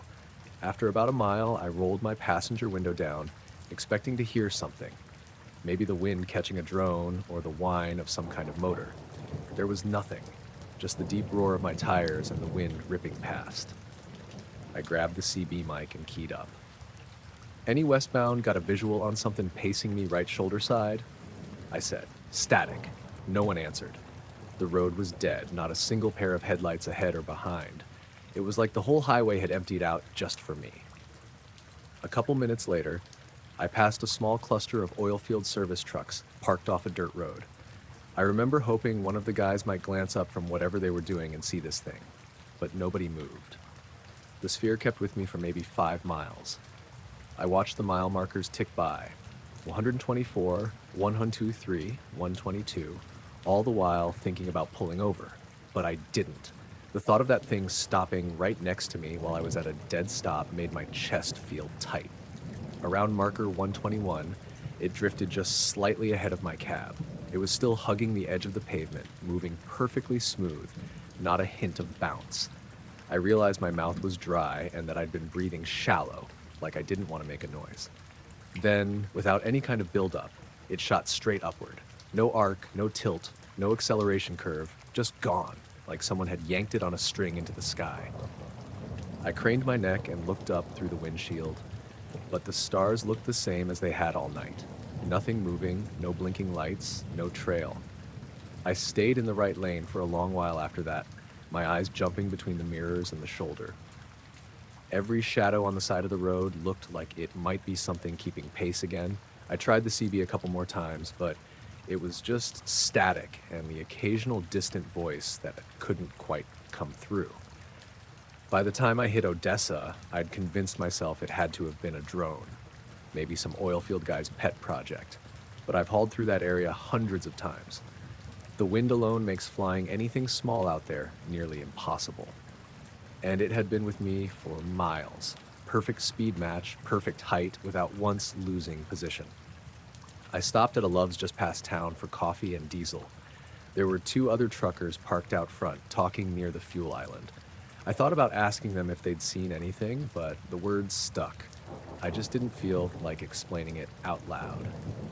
When I got back on the road, it was still dark and the highway was still empty. My hands were back on the wheel, my eyes scanning the mirrors. Nothing followed me after that, but I kept checking all the way to Van Horn.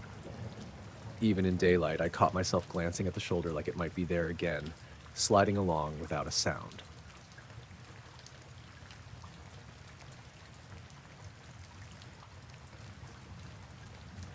My name's Tom Granger.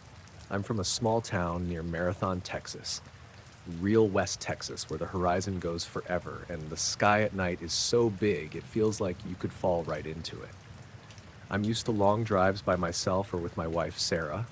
We do a lot of road trips out this way, just the 2 of us, trying to get away from city noise and all that. This one evening, we were heading back home after visiting some friends near Alpine. It was late summer, probably early September, and the sun had just dipped below the hills. We were cruising down Highway 285, that stretch that runs through all the empty land, nothing but mesquite and scrub brush on either side. It's the kind of road where you might go miles without seeing a car. Sarah was driving. I was sitting passenger side, half watching the highway and half staring out at the deepening dusk. There wasn't much traffic, just a few trucks that had passed earlier and maybe 1 or 2 cars coming the other way. I don't remember exactly when it started, but I noticed this light in the sky ahead, low above the horizon. At first I thought it was a plane.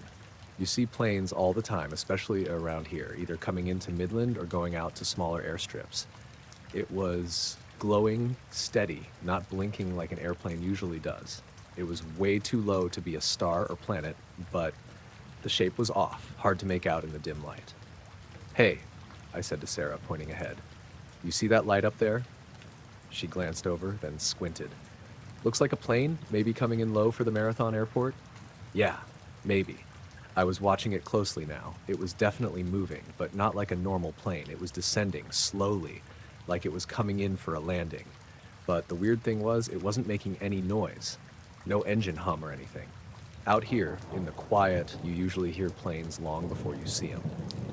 As we got closer, maybe a mile or so away, the light did something I wasn't expecting. Instead of continuing down or forward, it just stopped. Right there, in midair, like it hit a wall or something. "Did you see that?" I said. Sarah nodded, eyes wide. "It's just hanging there." Then it started to rotate. Slow at first, almost like it was inspecting the area. It didn't move up or down, didn't shift forward or back. Just spun around in place. We could see the shape clearer now, even though it was dark. It was oval, sort of disc-like, but without any wings or tail. The surface caught what little light was left from the sky, reflecting faint glimmers. I remember feeling my stomach knot up. It wasn't like anything I'd ever seen before, but I also wasn't ready to say what it was. Just knew it wasn't normal. Sarah slowed the truck a little, and we both just stared. The rotation kept going for maybe 30 seconds, maybe a minute. Time felt weird, stretched out. Then, just like that, it vanished.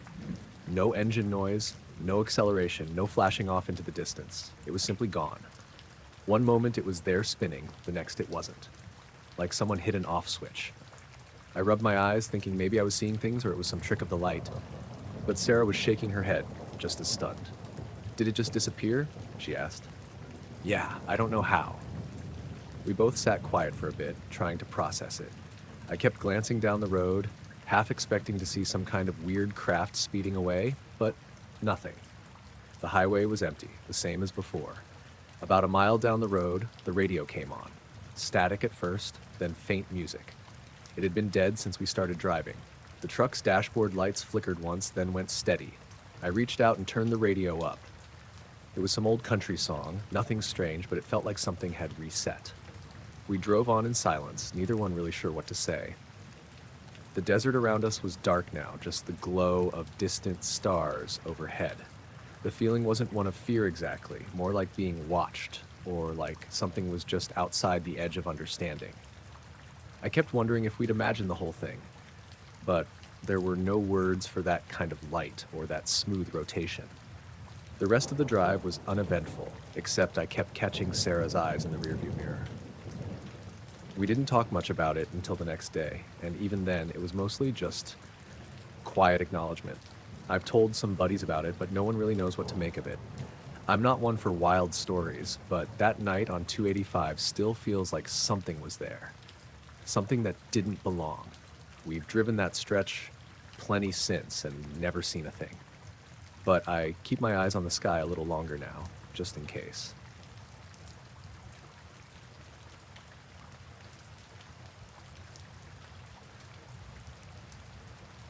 It was the first weekend of November when I went out to Zaleski. The weather just dipped low enough that most folks were done for the season, but the early cold doesn't bother me much, and I like the quiet. I've hunted that patch of woods near Hope Furnace since I was a teenager. My uncle used to take me out there back before the trails were marked all nice and the backpackers started showing up every summer. I was on my own that morning, parked off Wheelabout Road just after 5. Still pitch black, air sharp. Had my 308 slung over my shoulder and a thermos of coffee in my pack. The plan was to hike up along the ridgeline northeast of the furnace and post up overlooking the clearing where the creek bends. That spot's always been good to me. Deer cut across the open space just around sunrise. It was quiet enough I could hear my boots pressing frost into the leaves. Birds hadn't started yet. I was about halfway up the ridge, maybe 20 minutes in, when I heard it. A clicking sound. Not loud, but real crisp, sharp enough that it carried. At first I thought it was a woodpecker, but it was too rhythmic. Like click, click, pause, click, click, click, pause, click. Always in little sets like it was saying something. I stopped to listen, figuring maybe it was something mechanical. There's an old trail shelter not far from where I was, and sometimes backpackers bring those little hand crank radios. But this didn't sound like that. It didn't echo right. I took a few more steps up and paused again. Still clicking. Coming from upslope, maybe 50 yards off the trail. Deep enough into the trees I couldn't see anything, but the sound was steady. I stood there probably a full minute trying to place it. My gut was already telling me something was off. Now I've heard coyotes sound like screaming babies. Barred owls sound like drunks arguing in the dark. The woods make weird noises. But this wasn't natural. It was deliberate, measured, like someone tapping metal on metal in a pattern they'd practiced. I kept walking, slower now, ears up. Every 20 steps or so I'd stop and listen. The clicking kept pace, always the same tempo, like it was waiting. I had my rifle in my hands now, not raised, but ready. I veered off the trail toward the sound, figuring maybe somebody was out there screwing around, maybe another hunter being an idiot, or maybe someone had gotten lost and was trying to make noise. But there weren't any lights. No lantern glow, no flashlight sweeping, just the click, click, click in the dark. About 5 minutes off trail, I came up over a rise and into a patch of open wood, less underbrush. I could see farther between the trees. That's when the clicking stopped. Just gone. Dead silent. It took me a second to realize how quiet it'd gotten. No wind, no birds, not even the faint rustling from my own jacket, like the whole forest was holding its breath. I crouched near a hickory tree and scanned ahead, sweeping side to side. Nothing. I waited. After maybe 10 minutes of nothing, I stood and turned back toward the trail. But before I could take a full step, the clicking started again, this time behind me. I whipped around, rifle half raised, still no movement. Still no lights, just the same slow, methodical click-click, pause, click-click-click. It felt closer now, maybe 30 yards. My ears were ringing from the strain of trying to pin it down. I raised the rifle properly and aimed toward the sound. Nothing visible, just dark trees and cold ground. But the second I shouldered the gun, the clicking stopped. Not faded, not shifted, just stopped like it knew. I stayed like that for a while, just like heart beating so hard it felt like a second pulse in my ears. I lowered the rifle again, just enough to rest it. Waited. Nothing. Then I moved. I didn't run, didn't want to make noise or trip, but I moved fast, back the way I came, eyes flicking behind every trunk, every patch of shadow. I was breathing through my nose, trying to stay quiet, but I could feel panic building in my chest. Back on the trail, I made it another 100 yards downhill before I heard it again. Fainter this time, like it was keeping its distance, just a couple clicks. Then silence. It followed me like that all the way back to the car. Never close.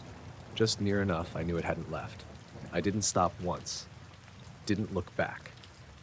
I got to the Jeep just before sunrise and drove straight out of there.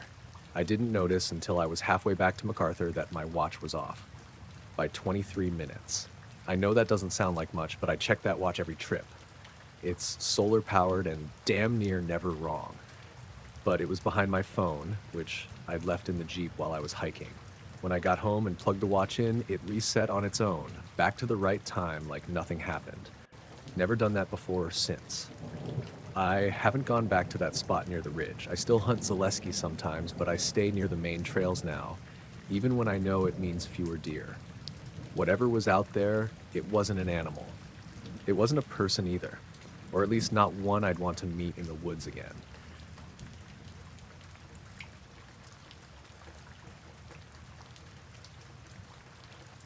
I drove long haul for about 15 years, mostly east-west routes, Ohio to California or up into Washington when the weather was good. This happened in late March 2018, somewhere in Nebraska. I was hauling fertilizer out of Sioux City and headed down toward Colorado Springs.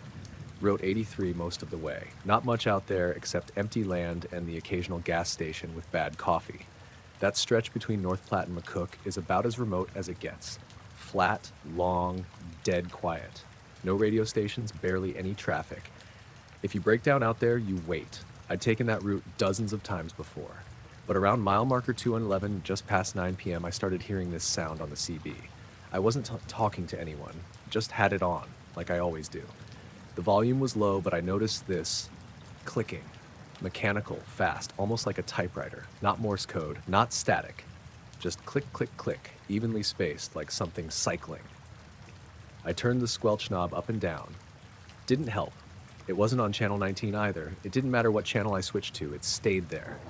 Low, just under everything, like it was embedded in the signal somehow. I figured it was bleed through from some tower nearby, though I couldn't see anything around me. Just fields and a barbed wire fence under a clear sky. I was between markers 211 and 212 when I noticed something else. One of the stars wasn't staying still. At first I thought it was my windshield. I tapped it, nothing. Wiped the inside, still there. Every time the clicking sound hit a certain rhythm, 3 fast, 1 slow, that particular star would twitch slightly to the left, barely noticeable. Maybe an inch if you held your hand out, then it would stay put, like it was repositioning. That sequence repeated about every 40 seconds. I killed the CB completely. The clicking stopped, but the star still moved. I watched it while driving 65. It didn't blink like the others, just sat there, sharp and white, until the rhythm hit again. Then another small shift. Left. Pause. Nothing. I passed marker 213 and the star stopped moving. The rest of the sky looked normal again. I turned the CB back on. Quiet. Just the usual background hiss. Next night, I came back up the same stretch. Northbound this time. I was curious and I'll admit a little on edge. Around 9:20 p.m., I hit marker 213 again. A couple minutes later, passing 212, the clicking started. It was the exact same pattern. I slowed to 55 and leaned forward to look up through the windshield. That same bright point was there, just above the horizon ahead. Still. Then the clicking hit the sequence. 3 fast, 1 slow. The star shifted. Same direction. Left. Just a little. I tried talking on the CB, asked if anyone else was nearby, if they were hearing what I was. No answer. Didn't even get feedback. That was weird, because usually I'd get some squelch bounce even if nobody replied. Once I crossed 211, it stopped again. Clicking gone. Star held steady. I started timing it. Third night, I made a point of passing through around the same time. It was windy that night. You could see the grain in the fields rippling under the moonlight. When I got between 211 and 213, everything dropped quiet, like the wind cut off. That part freaked me out more than anything. No sound from the rig, no vibration from the road, just silence and those damn clicks. That night, I noticed something else. When the star shifted, my interior dome light flickered. Just once, a little pulse, like a voltage dip. Didn't affect anything else, gauges were steady, engine didn't hiccup, but the light definitely dimmed for a second. I kept both hands on the wheel and didn't touch the CB. The clicking carried on, soft and steady. It felt like something was checking in. That's the only way I can describe it, like a scheduled event. I drove through that stretch another 4 times in the next month. It happened every single time, only between mile markers 211 and 213, and only between 9:10 and 9:40 p.m. Never outside that window. I tried pulling over once, right at 2:12. Sat there idling with the CB on. The clicking got louder the longer I stayed. Not in volume, just in presence, like it was getting closer to the front of my brain. The star moved again. Then it kind of pulsed. Not a blink. It got slightly brighter for about half a second. The dome light flickered with it. Then I got the smell, like hot copper and ozone. I've only ever smelled that once before, after an inverter fried in an old cab. I threw it in gear and kept driving. I stopped taking that route for a while. Even when dispatch asked, I said I preferred going west through Ogallala. It cost me a few hours, but I didn't care. Last time I drove that section was in January 2020, right before I quit the road. Snow on the shoulders, full moon night, sky clear again. I'd almost forgotten about the whole thing. Then, around 9:15, the CB popped once. No clicking, just a pop. Then silence. Not static, silence. I looked up. The star was there, but this time it was already shifted, like it had been watching ahead of schedule.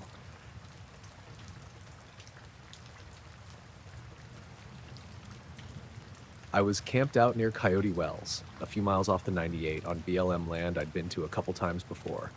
Not much out there, but mesquite, ocotillo, and rock, flat desert in every direction with a few low hills off to the north. I liked it because it was quiet.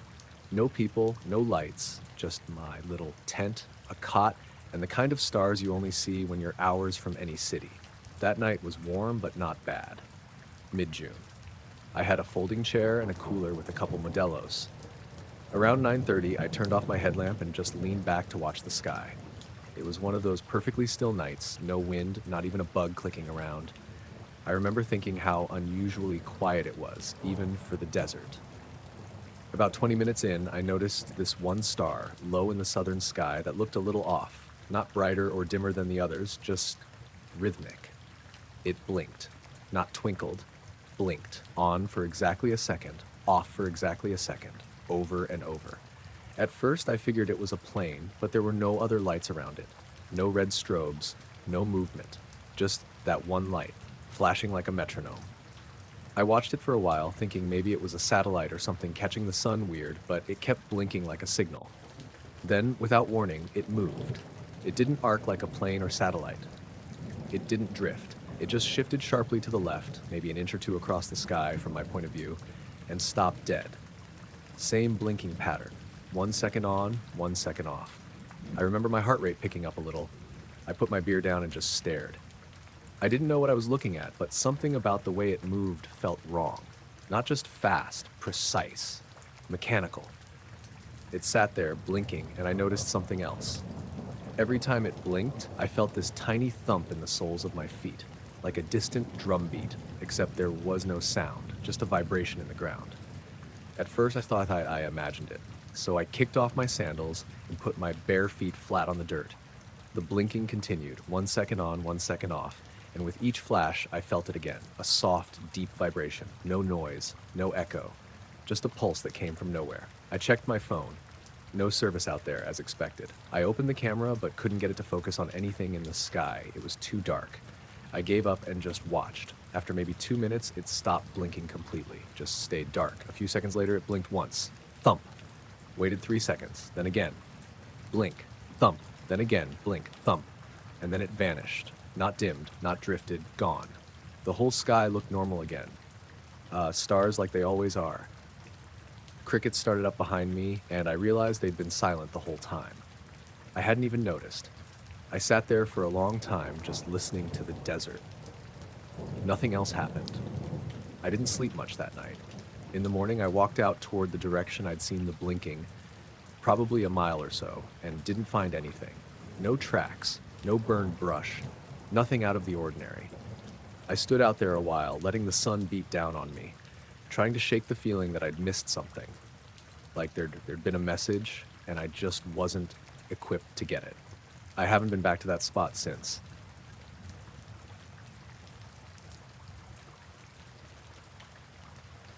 I was driving home late one night on this back road that cuts through the farmlands outside of Albany, New York. I'd been at a friend's place a few towns over and didn't want to take the highway, so I took the longer way through the countryside. It was around midnight, the kind of quiet that makes you notice every little sound or movement. The road was narrow and mostly unlit except for the occasional farmhouse, so my headlights were the only real light source. And the sky was clear, but the air felt damp and cold, like it had just rained earlier. The fields on either side were empty now, nothing but the skeletal remains of last year's corn stalks. I'd been driving maybe 20 minutes when I hit this weird patch of fog. It was low, just hugging the ground, maybe a few feet thick, but it wasn't like the usual fog you see around here. This had a faint blue glow to it. I noticed it because it lit up the road just enough that the yellow lines looked a little electric under the light. I slowed down because it felt strange. The fog was so thick I could barely see beyond the edges of the road. The glow wasn't bright, but enough to make the whole thing feel unnatural. I turned on the radio, thinking maybe I could get some music or a late-night talk show to calm my nerves, but the moment I hit the fog, the radio went dead. Static at first, then nothing. Just silence. I glanced down at my dashboard. My headlights, too, seemed dimmer than usual. Not like they'd burned out or anything. The bulbs were fine, but they were noticeably less bright, like something was absorbing or blocking the light. The glow from the fog kind of overwhelmed them, and the road ahead looked more blue than white now. I kept driving, telling myself it was just a weird patch of fog and maybe my car's electronics were glitching.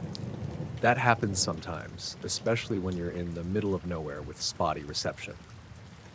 The fog didn't last long, maybe a mile or so, but when I finally drove out of it, I looked back in the rearview mirror and noticed something strange on the road behind me. There were tire tracks in the dirt on the shoulder, but these tracks weren't there before I entered the fog. They looked fresh, as if a car had been driving right behind me, keeping pace the whole time. Except when I checked my mirrors, there was no other vehicle anywhere. I slowed down, trying to get a better look, but there was nothing behind me except the dark road and the faint outlines of fields. I thought maybe it was just a trick of the light or my imagination, so I kept driving, but the feeling didn't go away. After a few minutes, I turned onto a better lit highway and tried the radio again. It worked normally. Headlights were back to full brightness. I pulled over briefly to check my phone, which had been dead the whole drive, and it turned back on with a full battery, like it had been on, but frozen. I told myself maybe I'd do some research about that fog or the road later, but honestly, it felt like something you couldn't really explain. I got home safe, though. No damage to the car, no weird scratches or anything, just those tire tracks on the shoulder of the road, which I've never been able to explain.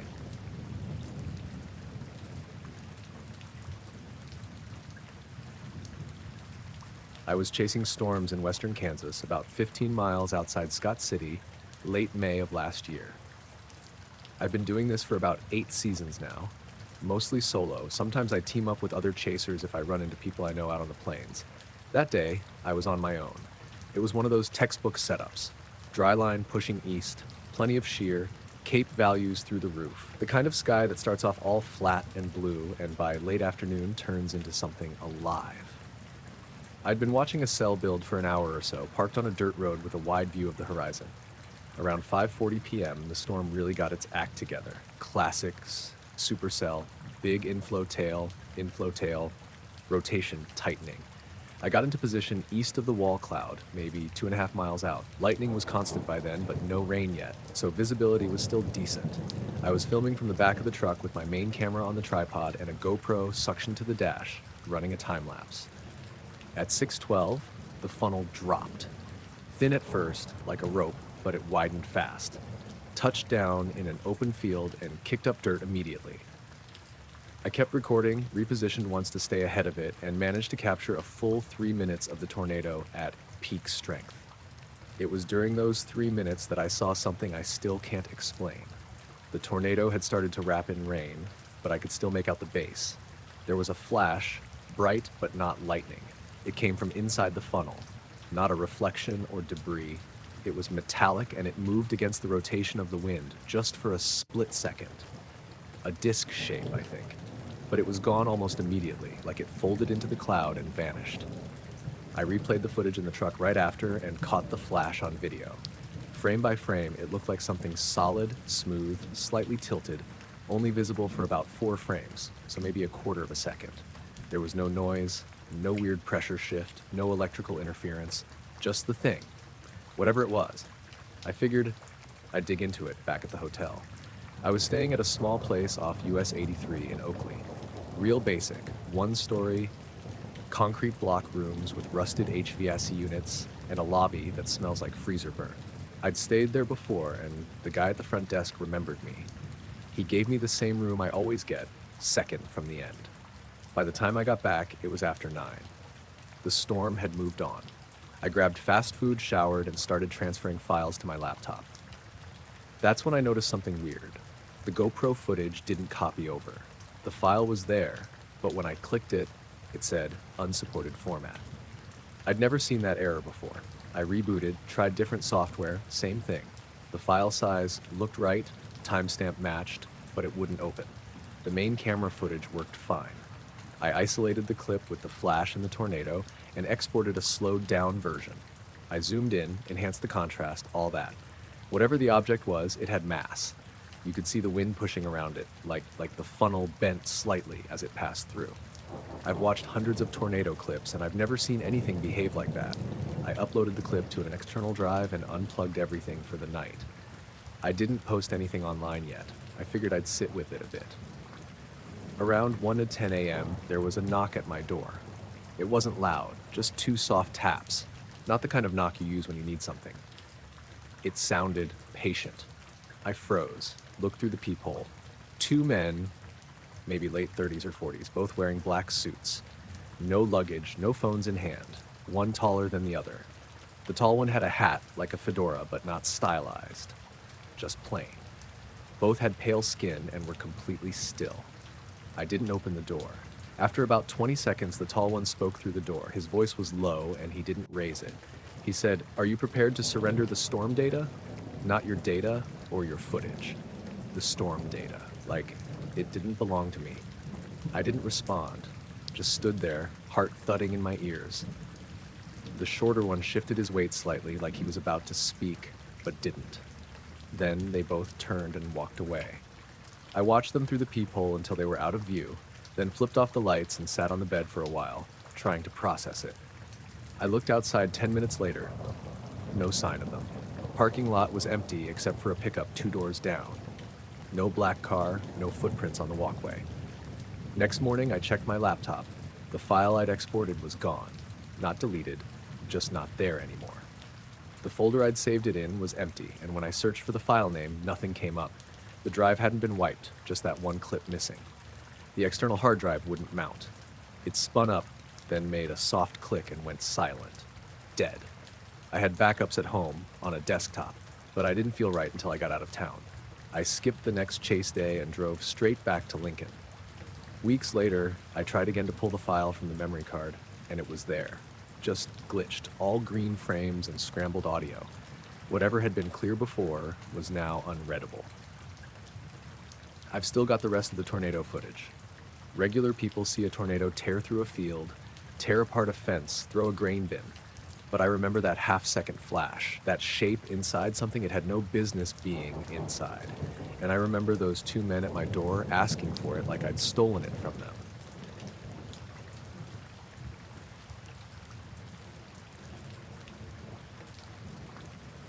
I got to Lake Ogallala around 4:45 that morning.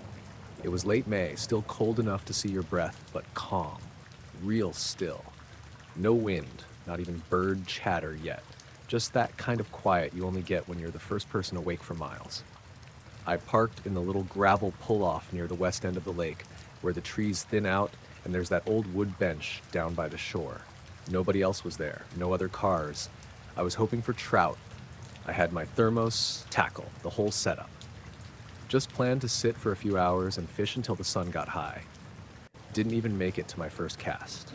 I'd barely walked halfway down to the water when I noticed something up in the sky that didn't look right. At first, I figured it was just one of those low fog banks you get around the lake when it's cold. It looked like a flat-bottomed cloud, not big, maybe the size of a barn from where I stood. Pale gray, kind of wispy around the edges. It was hovering maybe a couple 100 feet above the far side of the lake, out near the bend where the trees curve in. I didn't think much of it at first. I set my stuff down and poured some coffee, but I kept glancing at it because it wasn't drifting. Clouds move, even on still mornings, but this thing just stayed put. Dead center above the water. Didn't even wobble. Then I noticed it was turning, slowly, like a lazy rotation, counterclockwise. You wouldn't catch it unless you stared for a good 30 seconds. That's how slow it was. But it was definitely rotating. That's when I started getting a weird feeling. Not scared exactly, but my stomach went cold. Something about it didn't sit right. I pulled out my little handheld radio, the weather band kind, and flipped it on just to hear something. It buzzed to life, static and bits of a forecast coming through. Then this low sound came underneath the voice, like a subwoofer hum. Barely audible, but low enough I felt it in my ribs. I thought it was feedback or a glitch in the signal. I switched channels. The hum followed. Changed frequencies again. Same thing. Always under the static like it was coming from outside the radio. Just this steady, vibrating tone that seemed to rise and fall real slow, like breathing. I looked back at the lake. The surface, which had been lightly rippling, was glass now. Not a single ring, not even from bugs. Then I realized no fish were surfacing. Not one. That part really messed with me, because even on the slowest mornings, you see something. A little splash, a circle here or there, but this, nothing. Like the lake had gone to sleep. That hum kept going. Not louder, just deeper. I don't know how else to describe it. It made my molars feel itchy. I stood there holding my coffee and radio, not moving. I couldn't even bring myself to unzip the tackle bag. I just stared across the water at this rotating, hovering thing and listened to that low tone shake through the trees. I don't know how long I stood there. Maybe 5 minutes. Maybe 10. Long enough for the sun to peek over the ridge behind me and catch the edge of that thing in the sky. When the sunlight hit it, it didn't light up like a cloud. It didn't even change color. It just sort of shimmered like heat off asphalt and then gone. Not like it zipped away, just blinked out. 1 second it was there, slowly turning, and the next it wasn't. Like someone flipped off a projector. The hum stopped at the same time, just cut out. My radio clicked back to normal static and the tail end of some weather report. I looked down at the lake again, and a second later, plop, fish surfaced. Little circles started rippling out all over. I don't know what I saw. I didn't fish that morning. I poured out my coffee, zipped everything back up, and walked straight back to the truck. I didn't even tell anyone until about a year later. I just stopped going to that part of the lake.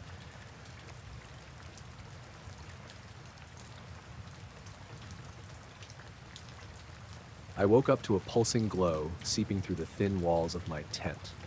It was around 2 a.m., and the night had been quiet. Just the low hiss of wind through lodge poles and the distant rush of Boulder Creek. I unzipped my sleeping bag, peeled back the tent flap, and squinted into the light. Outside, everything was bathed in this soft, rhythmic orange glow, like someone had hung a paper lantern 100 feet above camp and was turning it on and off. I climbed out on wobbly legs, the pine needles cold under my bare feet. My headlamp lay on the ground by my pack. I snapped it on and pointed it toward the sky. At first I saw nothing but trees, dark silhouettes against a dim haze. Then I noticed the light was coming from above the ridge, way beyond the treetops, moving in a slow, pulsing rhythm. Curious and uneasy, I grabbed my compass and stepped away from the tent, careful not to slip on the frost. The glow traced a path overhead. I watched it pulse twice, then pause, then pulse twice again. As I followed its pattern, I realized it wasn't a lantern or firefly swarm. It was higher than any craft I'd seen, too steady to be natural. I fumbled for my phone and tapped my star map app, but there was no signal. Even so, I spread the downloaded map out on the ground and tried to match the constellations against the sky, but the stars above were unfamiliar. I scanned North America's Big Dipper, Orion's Belt, Arcturus. Nothing lined up. The sky looked like another hemisphere altogether. When the glow pulsed again, I noticed a low hum, almost inaudible, vibrating through the soil. My boots tingled with each pulse. I held my breath until it faded, leaving only the creek's murmur and my ragged breathing. A sudden snap of a branch somewhere made my heart jump. I swung the headlamp toward the underbrush. No movement, just trees and shadows. I thought I heard footsteps crunching behind me, but when I turned, there was nothing but my own tracks in the dirt. My skin crawled. I retreated toward the tent, thinking to wake my friend, Julian, but stopped. The glow had stopped pulsing, and the sky overhead was pitch black again, except for stars I didn't recognize. It felt wrong to break the night's hush with a whisper, so I sat on my pack and watched, trying to make sense of the sky's shape. Once the glow returned, fainter this time, it hovered to the south, just above the ridgeline. No sound, just that pulsing color, blinking out the constellations behind it. I closed my eyes, expecting whooshing or engines, but all I felt was the steady vibration in my chest. I could feel time stretching. My watch ticked forward, but something about those minutes felt warped. When I finally glanced at the app map again, frozen constellations stared back at me.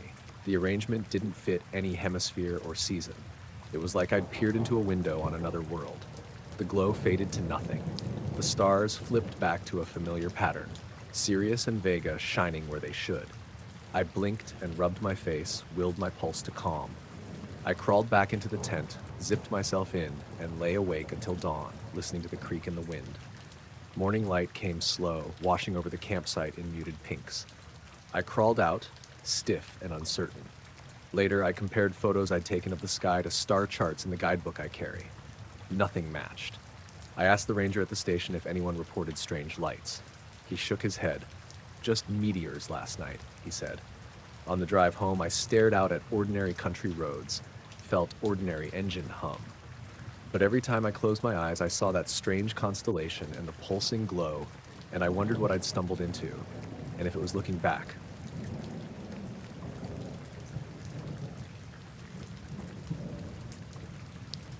My name's Josh Walker, and this happened just outside of Des Moines, Iowa, in the middle of last summer. Me and my friend Tyler had been wanting to get away from the city for a night, just to camp somewhere quiet and clear. We're both into that kind of thing. Campfires, stars, the whole deal. So we packed up and headed about an hour west, near this big stretch of farmland.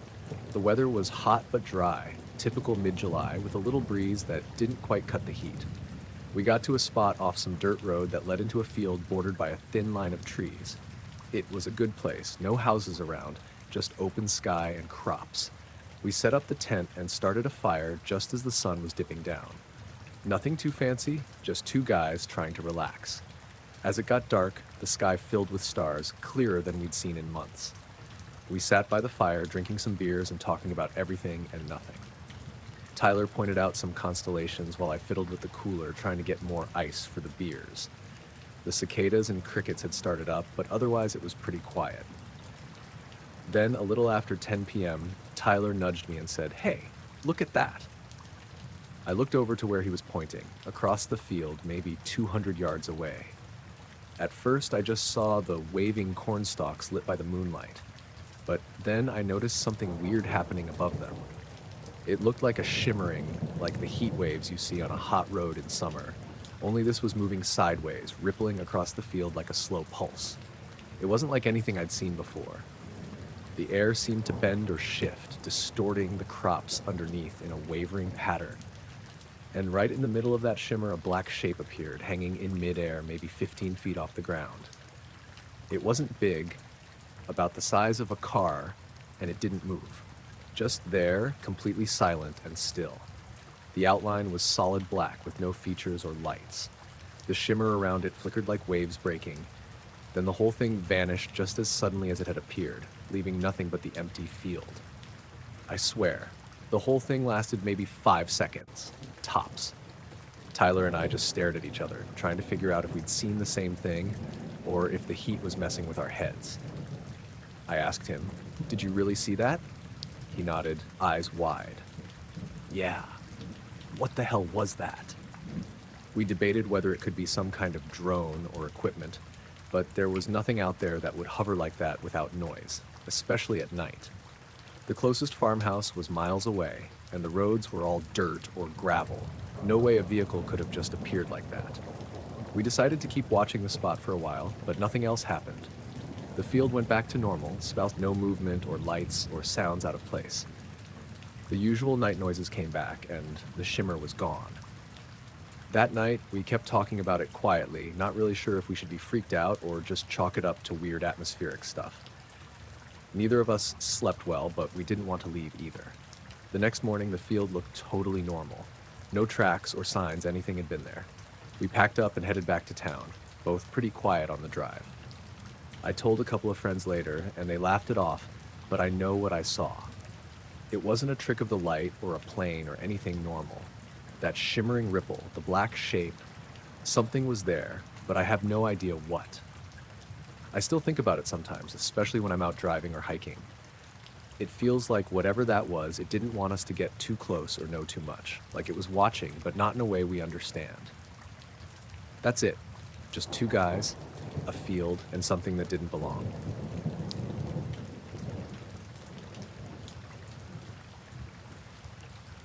I'd pulled off at the overlook on Route 36, just past Lyons, around 8:15 p.m. I remember the time because I'd sent a text to my sister when I got there, a photo of the view, all purple and orange with the last bit of sunset behind the mountains. She replied with a thumbs up. I didn't answer after that. It was mid-June, warm enough that the car windows were down, but not too buggy yet. I'd driven up from Boulder after work to clear my head. No real reason. I'd been doing that a lot lately, just taking random drives after dinner, letting my phone shuffle music, stopping at whatever trailhead or pull-off felt right. This one was empty except for my car. A gravel turnout with a wooden rail and one of those old information boards with faded writing about elk migration. I parked front-facing the valley, engine off. No plans, just sat there, arms crossed on the steering wheel, watching the colors fade out. Maybe 10 minutes passed before I noticed the light. It wasn't bright, just a soft glow off to the left above the tree line. Pale blue, steady. I assumed it was a helicopter at first. There's a medical flight route that passes through sometimes, but it wasn't moving like one. It was just sitting there, totally still. Not wobbling, not blinking, no red or green markers, no noise either. I thought maybe it was farther off than it looked.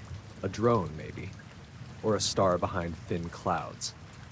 But when I leaned out my window and looked again, it was lower than I thought, and closer. The trees below it were lit faintly, like a dome of soft light was falling over that section of the hillside. Just enough to see the tops swaying a bit in the breeze. Everything else around me was quiet. No cars coming, no wind where I was. I kept watching. Maybe 2-3 minutes went by. I was just about to take a photo when it moved. It didn't tilt or drift, it just pivoted in place, like a cursor on a screen. From facing one direction to another, no in between. Then it rose straight up, fast. I don't mean gradually ascending. I mean up, instantly. Like if you dropped a frame in a video, one moment it was level with the trees, and the next, it was way above them. Still no noise, no wind gusts, no trail behind it. I blinked a few times and leaned all the way out the window. The light was higher now, almost overhead. It hovered again, just a pinprick against the dusk. Then it started moving across the sky, slow and smooth, heading west. But again, not banking, not adjusting, just gliding perfectly horizontal. That's when I noticed my radio had gone dead. I hadn't been paying attention to the music. It was on low, some mellow playlist I'd been letting run, but when I glanced at the display, it was frozen. Screen lit up, but no track info, no sound. I tried turning the volume knob. Nothing. Pressed the power button. Still nothing. Then the screen blinked out completely. The cabin light dimmed. Not off, just drained. That's when the fear kicked in. Not panic, but the kind that creeps up your spine and makes your hands go still. I sat back, rolled up the window, and locked the doors without thinking. My eyes stayed on that light. It was farther now, higher too, but it hadn't flickered or changed shape. just that same pale blue circle like a flashlight pressed against frosted glass. I watched it move until it passed behind a bank of clouds. Then it was gone. The valley was dark again, normal dark. The trees, the overlook, the wooden railing, all still there. But I felt like something had been taken out of the world, like I'd seen behind a curtain and it had dropped shut again. I sat there for a long time after. The radio didn't come back. I started the engine. It turned over fine, but the screen stayed black. My phone had 1 bar, no data. The drive back to town took 30 minutes. I passed maybe 2 other cars. Didn't see any aircraft, no low-flying helicopters, no towers or searchlights. When I got home, I turned off the engine and the radio came back to life. Song halfway through, volume normal, like nothing had happened. The photo I sent my sister was still in my messages, but when I looked at the next few photos on my camera roll, they were black. 5 or 6 shots I didn't remember taking, all time-stamped around the same time I saw the light. Nothing on them, but static. I didn't tell anyone for a few days. Eventually I brought it up to a coworker, sort of as a joke. They laughed and said, maybe I saw a drone. I nodded and didn't push it. I know what drones look like. This wasn't one.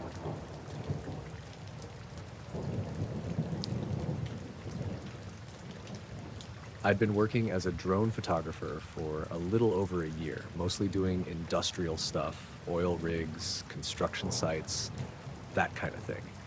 It's not glamorous, but it pays the bills, and I like the challenge of getting shots from angles people don't usually see. The rig I was working on that day was out off the coast of Louisiana, a platform surrounded by water and a few supply boats. Nothing weird about it, or so I thought. That evening, I had a client who wanted some twilight footage, the sun setting, the rig lights coming on. I launched my drone from the deck of a supply boat, flying it around the rig to get the shots they asked for. The weather was calm, a bit humid but warm, typical late summer night on the Gulf. I was about halfway through the shoot when I noticed something off to the northeast. At first, I thought it was just another supply boat, but the shape didn't look right. It was a rounded object hovering quietly above the water, not moving much. The drone's camera picked it up clearly, so I circled it to get better footage. The thing was about the size of a small helicopter, but it wasn't making any noise. No blinking lights, no visible engines or rotors. Just this smooth, dark, rounded shape hovering, reflecting the last light of sunset. It didn't seem to be doing anything, just hanging there. I kept filming for a few minutes, then decided to head back to the boat. As I brought the drone in, the object started to move slowly away, heading out over the open water, still quiet and smooth. Later that night, back at my small apartment in New Orleans, I was reviewing the footage on my laptop. The object was clear, perfectly in focus against the dim sky and water. It didn't look like any kind of aircraft I knew, but I kept second-guessing myself. Maybe some kind of experimental drone? A weather balloon? I wasn't sure. Around 2 a.m., there was a knock at my door. That was weird because I don't get visitors at that hour. When I opened it, a man was standing there. He was maybe mid-30s, wearing a black vest over a plain black shirt, dark pants, no badge, no name tag. Just stood there, looking at me with this calm, steady gaze. "Mr. Carter?" he asked. "Yeah," I said, still half asleep and confused. He didn't introduce himself, just said, "We need you to delete the footage you took tonight, for everyone's safety." I blinked, trying to figure out if this was a joke or something serious. "Who are you? What footage?" He didn't answer the first question. "That object you filmed above the rig, it can't be shared. Delete it." I felt this knot in my stomach. "Look, I don't know what you're talking about exactly, but I'm a contractor. I don't want any trouble. Can you tell me who you work for?" He shook his head. "No one you need to know. Just delete the files. Now." I hesitated. I didn't like being ordered around, but the guy's tone was firm, and there was something off about him, like he wasn't used to being refused. "Okay," I said finally. "I'll delete it, but can I at least have something in writing?" He smiled, but it wasn't friendly. "That won't be necessary. We trust you'll do the right thing." He turned and walked away down the hallway, leaving me standing there with my laptop open on the dining table. I stared at the screen for a long time. The footage was still there, the last moments of twilight, the rig lights glowing, and that strange object just hovering. I could hear the hum of my hard drive, the quiet of my apartment. I thought about calling someone, the police maybe, but what would I say? Some guy in black showed up demanding I delete video of a rounded object over an oil rig. I felt the walls closing in a bit. I decided to back up the footage first, just in case, onto a flash drive and hid it in a drawer. The next day, I called the rig's security office. They said there was nothing unusual reported that night. The supervisor told me that they'd been doing regular maintenance and no strange objects had been seen. I kept thinking about that man in black. He didn't look like security, no badge, no ID. When I asked around at the rig later, nobody recognized anyone fitting his description. In the days that followed, I noticed people watching me at the drone meetups and gigs.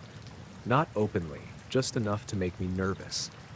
Phones seemed to be out of battery when I was trying to upload anything remotely related to the rig. Files got corrupted, computers acted up. I kept the footage hidden and stopped talking about the incident.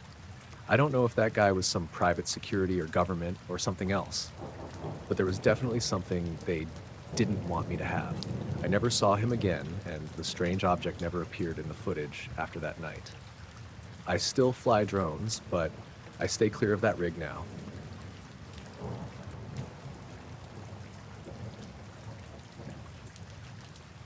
It was around 3:10 a.m. on a Thursday. I remember that because my shift at Brook Hill Medical runs from 7 p.m. to 7 a.m., and we always restock crash carts at 3. That night had been unusually quiet. No new admits since midnight. I was sitting at the nurse's station in ICU 3, catching up on charting, when I noticed the hallway lights flicker. Not all of them, just the row that runs past room 314 to the fire exit. It was a short buzz and then back to normal. I didn't think much of it at first. This building's old. The ICU is on the 5th floor, and we get occasional surges from the HVAC systems kicking in. But maybe 10 minutes later, the flickering came back, longer this time, like a slow dimming, fading in and out. And I heard this faint clicking sound, almost like the hum you get when you stand under a transformer. I walked toward the fire exit to check if one of the bulbs was going bad. As I passed room 314, I noticed the blinds on the double doors were open. Mr. Garza was in there, one of our long-term patients, intubated, sedated, not conscious. But he was moving. He had one hand raised like he was reaching toward the ceiling, eyes still shut. The monitors weren't alarming, nothing out of normal. I stood there and watched his hand slowly fall back to the bed. Then I saw movement through the window behind him. We've got a small rooftop area beyond that side of the unit. It's not accessible to the public, maintenance only. It's covered in gravel and vent hoods and those big metal boxes for the HVAC units. I've seen it during the day a few times when housekeeping props the door open to air out the linen room. At night, it's just dark. But something was up there. I caught a flicker of movement behind one of the vent stacks. A shape, tall, narrow, like a person standing too still, watching. I thought it might be security doing rounds, but we don't normally have anyone up there. There's no reason for it unless something's broken.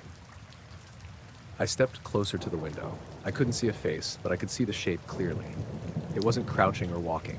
It was just there, perfectly upright, backlit by the city lights bouncing off the cloud cover.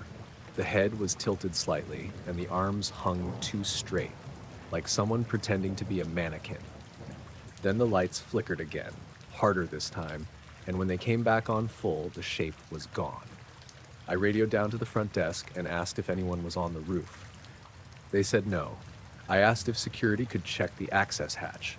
A few minutes later, they called back saying it was still locked from the inside. I didn't report what I saw. I figured maybe it was a shadow or a hallucination from being up too many nights in a row. But I started feeling uneasy. That part of the unit felt colder than the rest. Even the other nurses mentioned it later, joking around about ghosts in the vents. But I didn't laugh. When my shift ended, I went down to the break room to clock out. I was halfway there when I saw a man standing near the vending machines by the elevator. He didn't belong there. Pressed black suit, pale, neat, like he had just stepped out of a catalog. He didn't look like a rep or a doctor or security. No badge, no scrubs. He wasn't looking at the machines, just standing there facing the elevators, holding a slim black folder under one arm. I slowed my pace without meaning to. Something about him made my stomach drop. As I walked past, he stepped forward and said my full name, not, "Excuse me, are you?" Just said it, like he already knew. I stopped. He handed me the folder. Inside was a single-page form. It didn't have a hospital letterhead or anything official looking. It was printed on plain white paper with a typed statement about an anomalous rooftop event witnessed during the hours of 2:45 a.m. and 3:30 a.m. on April 11th. It said that the witness, me, agreed not to discuss any visual or auditory phenomena observed during that window with hospital staff, patients, media, or law enforcement. There was a line for my signature and a space for a date and time. I asked him what it was for. He said, "This is for the hospital's internal review. It will not go on your employment record. It is strongly advised that you cooperate." His voice was flat, no trace of an accent, but the words were overly formal, like someone reading a script translated into English. I noticed his tie pin had a symbol on it, a circle with a line through it, not a brand logo, nothing I recognized. I told him I wasn't signing anything without a supervisor present. He didn't respond, just stood there holding the folder toward me, not blinking. After maybe 15 seconds, the elevator dinged behind him and two techs stepped out. The man in the suit turned and walked away without saying anything else. I watched him go down the hall toward the old records room. Then he turned a corner and was gone. I brought the form to my supervisor that afternoon. She looked confused, said she didn't know of any internal reviews or rooftop incidents, and that all hospital forms go through admin. She took the folder and said she'd follow up. Next night, she told me the folder was empty when she opened it again. I haven't seen the man since, but every once in a while, when I take the supply elevator near the West Wing, I feel like someone's watching from behind the old access door to the roof. And the lights still flicker. Same hallway, same time.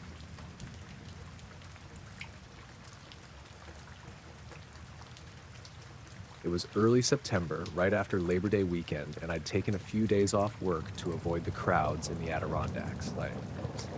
I live about 3 hours south near Poughkeepsie, and I'd done this kind of solo hiking trip before. Drive up, camp for 2 nights, pack light, get off the grid a bit. I like the solitude. No service, no people, just trees and quiet. I parked at a trailhead near Indian Lake around 6:30 a.m. There was one other car there, a white Outback with Vermont plates, but no sign of anyone. The plan was to hike a loop that would take me about 6 hours round trip, depending on how often I stopped. Weather was cool, low 60s, but clear. No fog, no wind. Pretty much perfect. Nothing strange for the first few hours. I saw a few deer, heard woodpeckers, the usual. I stopped for lunch at a little ridge that overlooked a patch of dense trees to the north. Around 1:30 p.m., I packed up and kept walking. I was about 2/3 through the loop when I saw them. I don't know what else to call them except lights, red ones. 3 of them, maybe the size of a dime at arm's length, just flickering above the tree line to my left. Not in the sky exactly, more like just barely above the tallest trees. They weren't steady. They blinked, kind of rhythmically, but not in a pattern I recognized. I stopped walking and watched for a while. No sound, no movement in the trees. Just the lights hovering maybe 100 yards out. I pulled out my phone and started recording. The lights were still there, still blinking. I zoomed in a bit, but the camera had trouble focusing through the trees. I remember lowering the phone and trying to squint at them with my own eyes. When I looked back at the screen, they were gone. I stood there another 5 minutes, maybe more, trying to catch them again. Nothing. I kept walking, and that should have been the end of it. But I felt off after that, like I wasn't alone anymore. I didn't hear anything weird, and I never saw another person, but every so often I'd stop and look behind me, convinced I'd heard footsteps just out of sync with mine. I told myself it was nerves or maybe an animal. Still, I picked up my pace. I got back to the trailhead just before 4 p.m. The white Outback was still there, exactly where it had been. No sign of its driver. I didn't think much of it at the time. I started the drive back south. The sun was still up, and I figured I'd make it most of the way home before dark. Around Shroon Lake, I noticed a black car behind me. Didn't catch the make, maybe a Dodge or a Lincoln. It had those deep tinted windows you can't see into, even in daylight. It wasn't tailgating, just keeping pace. When I sped up, it did too. When I slowed down, same thing. At first, I thought it was a coincidence. We were both heading south on I-87, but after 30 minutes and 2 exits where I expected it to peel off, it was still there. No plates, just blank. I tried to get a better look by switching lanes, even took a random exit near Ticonderoga to see if they'd follow. They did.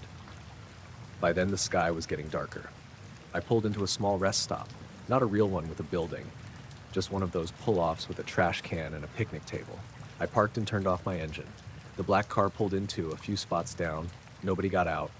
I waited, watched the rearview mirror, heart hammering. 5 minutes passed, then 10. Eventually, I started the car again, pulled back onto the highway. So did they. I kept driving for another hour. I passed Albany and started thinking about stopping for gas soon. The needle was low. I exited near a Sunoco station off Route 9, somewhere around Kinderhook. It was full dark by then. The black car pulled into the far end of the lot while I was filling up. Still no plates. Still just sitting there. I went inside to pay in cash, mostly so I could keep an eye on them through the windows. When I came back out, they were parked right next to my car. The driver's side window was down. The guy inside was maybe late 40s, clean-shaven, wearing a plain black ball cap and a zip-up hoodie. Not a word. He just held something out the window, a small black USB stick, and said, "Replace your footage with this." I didn't move, didn't say anything. He repeated it a little louder. "Replace your footage with this." He didn't look angry. He didn't smile either. Just flat. I took the USB stick. I don't know why.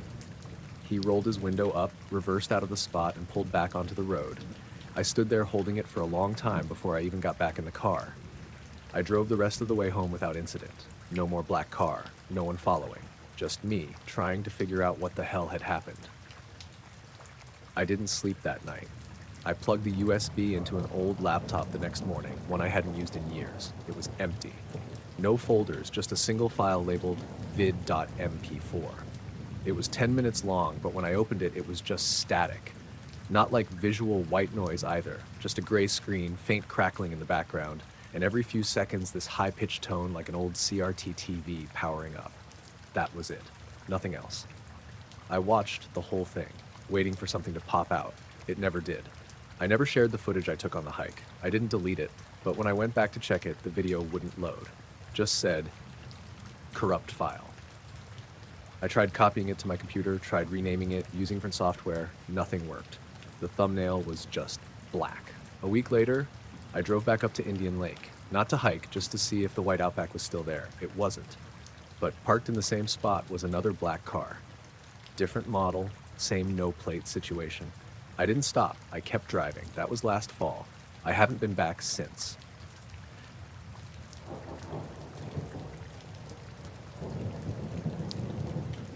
I was out on the dock of my little cabin on Lake Crescent in Washington, just after sunset. The sky was clearing up after a light rain, and everything smelled like wet pine and earth. I had my phone out, mostly just messing around, trying to catch some shots of the evening light over the water. I like to make these short clips for myself, just quiet nature stuff, no fancy editing or anything. That night, though, I started noticing something odd. At first, it was just little pinpricks of light hovering over the lake's far shore near those steep hills. They weren't like stars or anything natural, more like faint, steady glows that shifted position slowly, like they were moving but not in any obvious pattern. I zoomed in on my phone camera, trying to get a better look. The lights were soft blue and white, kind of dim, but definitely there.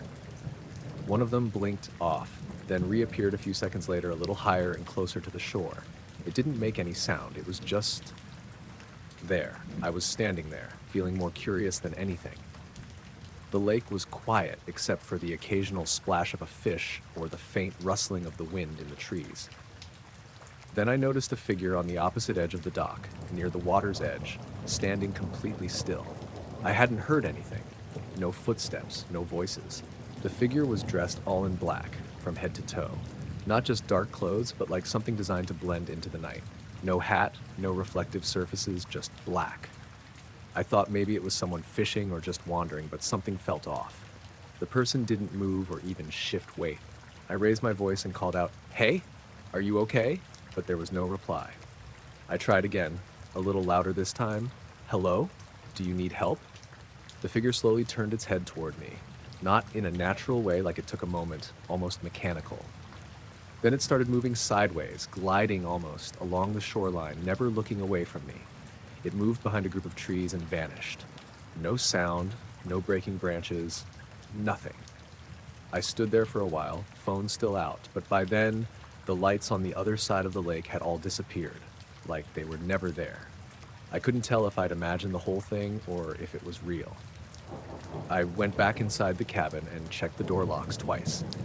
My phone had no signal, which wasn't unusual out there, but the whole night felt heavy, like something was watching from the dark woods beyond.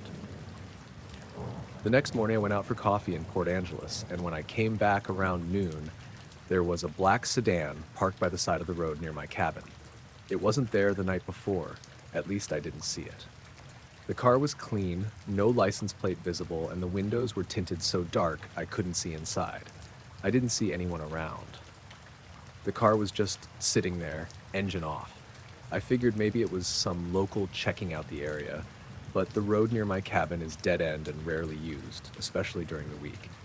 I walked up to the car slowly, not sure what to expect. As I got closer, the hairs on the back of my neck stood up.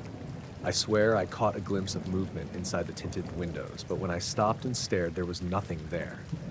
I checked the driveway and the surrounding area. No footprints, no other vehicles. The car stayed parked there for the rest of the day. I debated calling the police, but thought they'd probably say it was just a local or a lost traveler. Instead, I stayed inside, windows locked. The whole afternoon, I kept watching the woods, feeling like someone might be out there just beyond my sight.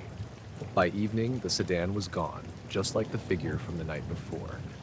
I don't know what any of it was. I've been back to the cabin a few times since, but I've never seen anything like that again. No lights, no figure, no mysterious car. Still, I keep thinking about how quiet it was that night, and how that figure just watched without saying a word, then disappeared without a sound.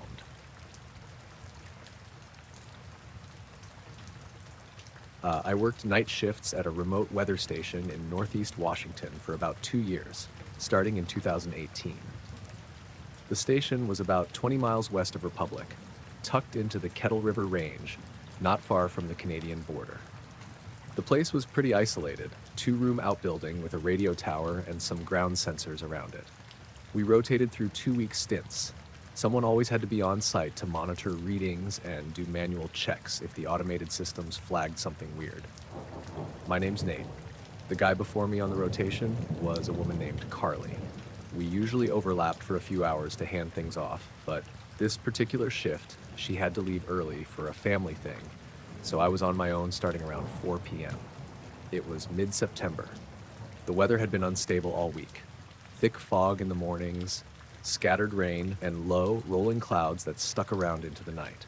Nothing unusual for the time of year. By around 11 p.m., I'd already logged the evening's reports and done the sensor calibration checks. I was reading on my tablet when the wind monitor spiked suddenly, jumped from a steady 4 miles per hour to 19 in less than 10 seconds, then dropped right back. I looked out the window, but the trees barely moved. I thought maybe a gust hit the tower directly, but there was no follow-up, just one short burst. I stepped outside with a flashlight and checked around. Everything looked normal. No wildlife near the sensors, no tree limbs down. The wind was calm again. I made a note and headed back in. About half an hour later, I stepped outside again to take a smoke break. I didn't smoke often, but sometimes it helped kill the quiet. The station sits in a little clearing about 100 yards across, surrounded by dense pine. The tower's to the north, just behind the building, and the rest is trees and sky. I looked up, and that's when I saw the lights. There were 3 red lights in the clouds, not blinking, not moving, just sitting there, spaced evenly in a perfect triangle. At first, I thought maybe they were aircraft warning lights from some tower farther off, but I knew every structure out there. The only other tower with red lights was over 5 miles east, and those blinked. These didn't.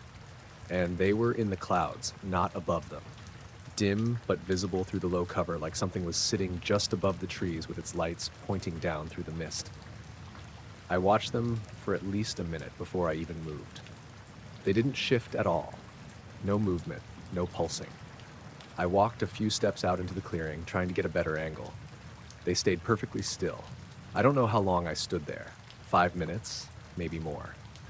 Eventually, I pulled out my phone to take a photo, but the screen was black. Wouldn't turn on. It was fully charged earlier. I'd used it to check radar maps. I held the power button, tried resetting it, nothing. I went back inside to grab my tablet. It was on the desk where I left it. The screen lit up, but the camera app wouldn't open. It just froze on a black screen. I stood by the door and kept looking at those lights. They hadn't moved an inch. No sound. No vibration. Just 3 faint red spots in a triangle formation glowing through the low cloud cover. Around the 10-minute mark, they disappeared all at once. Not like they flew away. Just gone. 1 second they were there, the next, the sky was empty. The clouds still hung low and heavy, but the lights were gone. I walked out into the clearing again, trying to see if they'd moved or if I could spot anything through a break in the cover. Nothing. Total silence. Even the insects had gone quiet. About 20 minutes later, I went back out one more time. The fog was thicker, but the air felt colder, like a front had moved in. When I looked up, I noticed something else. The tower lights, our own red beacons on the weather mast, were flickering. Not out, not dimmed, just glitching. Like someone had turned a strobe on for a second, then let them settle, then pulsed them again. That tower had been solid every day I'd worked there. I called the main station down in Spokane to report it. The line connected fine, but the supervisor on duty said our equipment was showing normal from their end. I stayed up the rest of the night, kept going to the window every few minutes. The lights never came back. In the morning, I walked out to the tower base to check the hardware. Everything looked fine. No wiring loose, no interference readings. I ran a full diagnostic. It passed all checks. When I plugged my phone in to charge, it powered back on like nothing happened. Battery was at 76%, no sign of a crash. My tablet started working again too. Camera opened like normal. I didn't say anything when Carly came back the next week. I just told her everything ran smooth and the wind spike was probably just a microburst. I checked the logbooks later. No mention of red lights, no outages, nothing out of the ordinary. About a month later, I was reviewing archived satellite weather images from that night for a different report. I pulled the frames around 11:30 p.m., right when I'd seen the lights. One frame looked off. There was a faint triangular blur in the cloud layer over our coordinates. Not bright, just a subtle distortion, like something massive had disrupted the moisture pattern and then vanished. The next frame, back to normal. Nothing there. I didn't bring it up. I saved a screenshot, then shut my laptop and moved on. I still have it saved on an old flash drive somewhere, but I haven't looked at it since.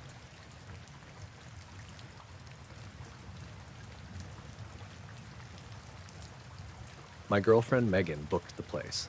I'd never even heard of Rachel, Nevada, until we pulled off the 375. The extraterrestrial highway signs were cute in a kind of gimmicky way, but I figured it'd just be another boring stretch of desert. We'd been on a road trip from Phoenix up to Reno, mostly just for the hell of it.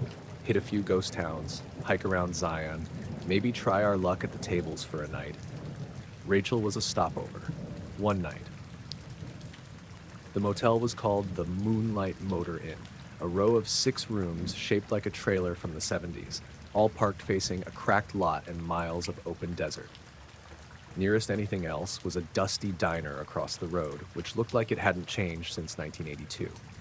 We checked in around 6:30, just before sunset.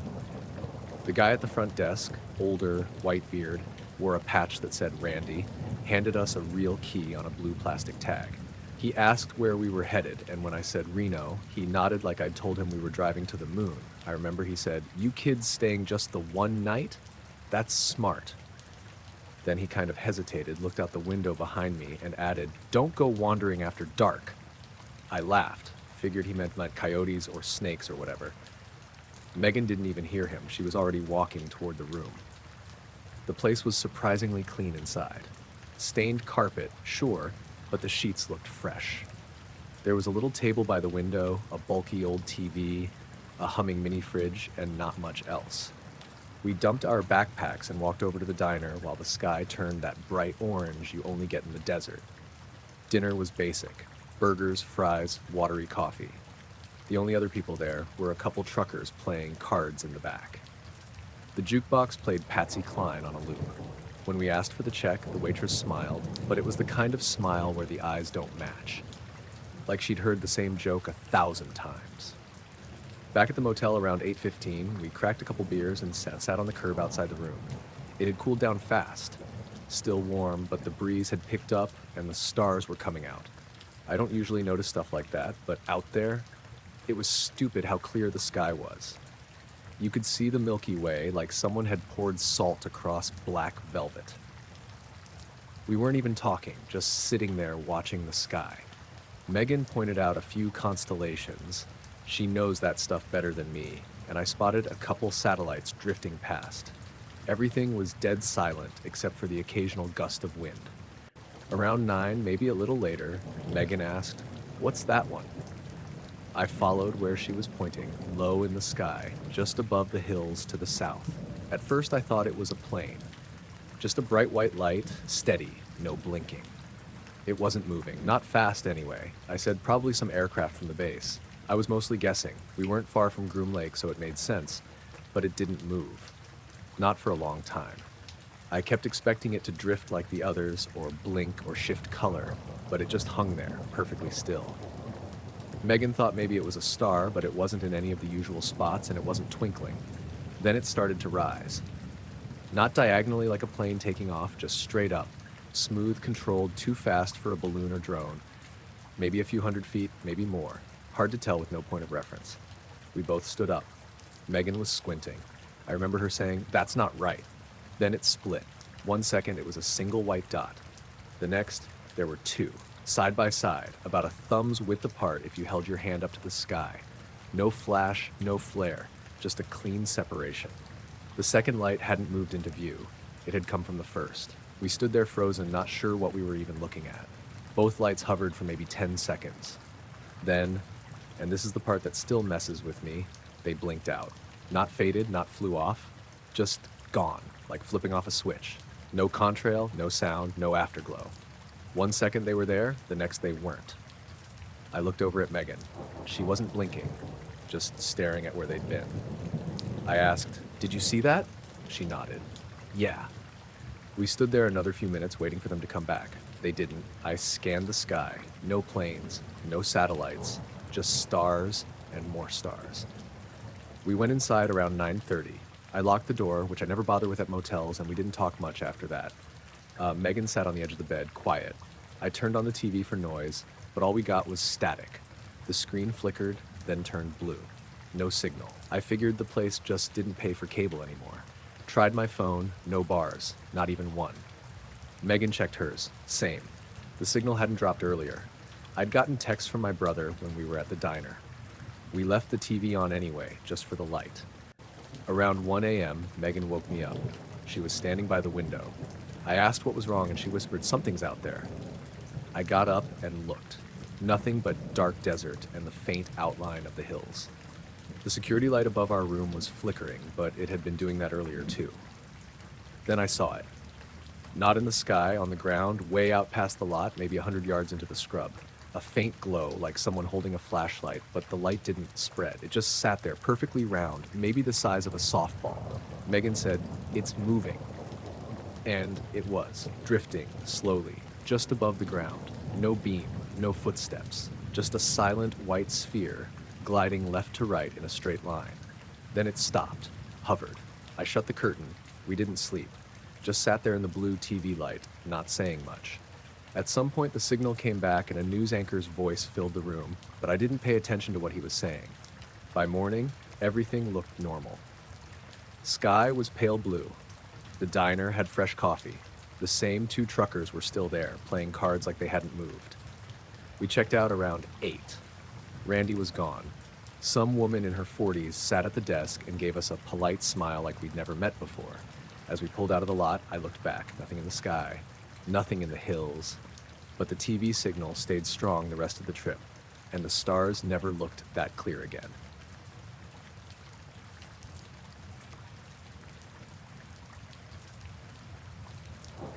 It was around 2:45 in the morning, somewhere off Route 287 in Wyoming.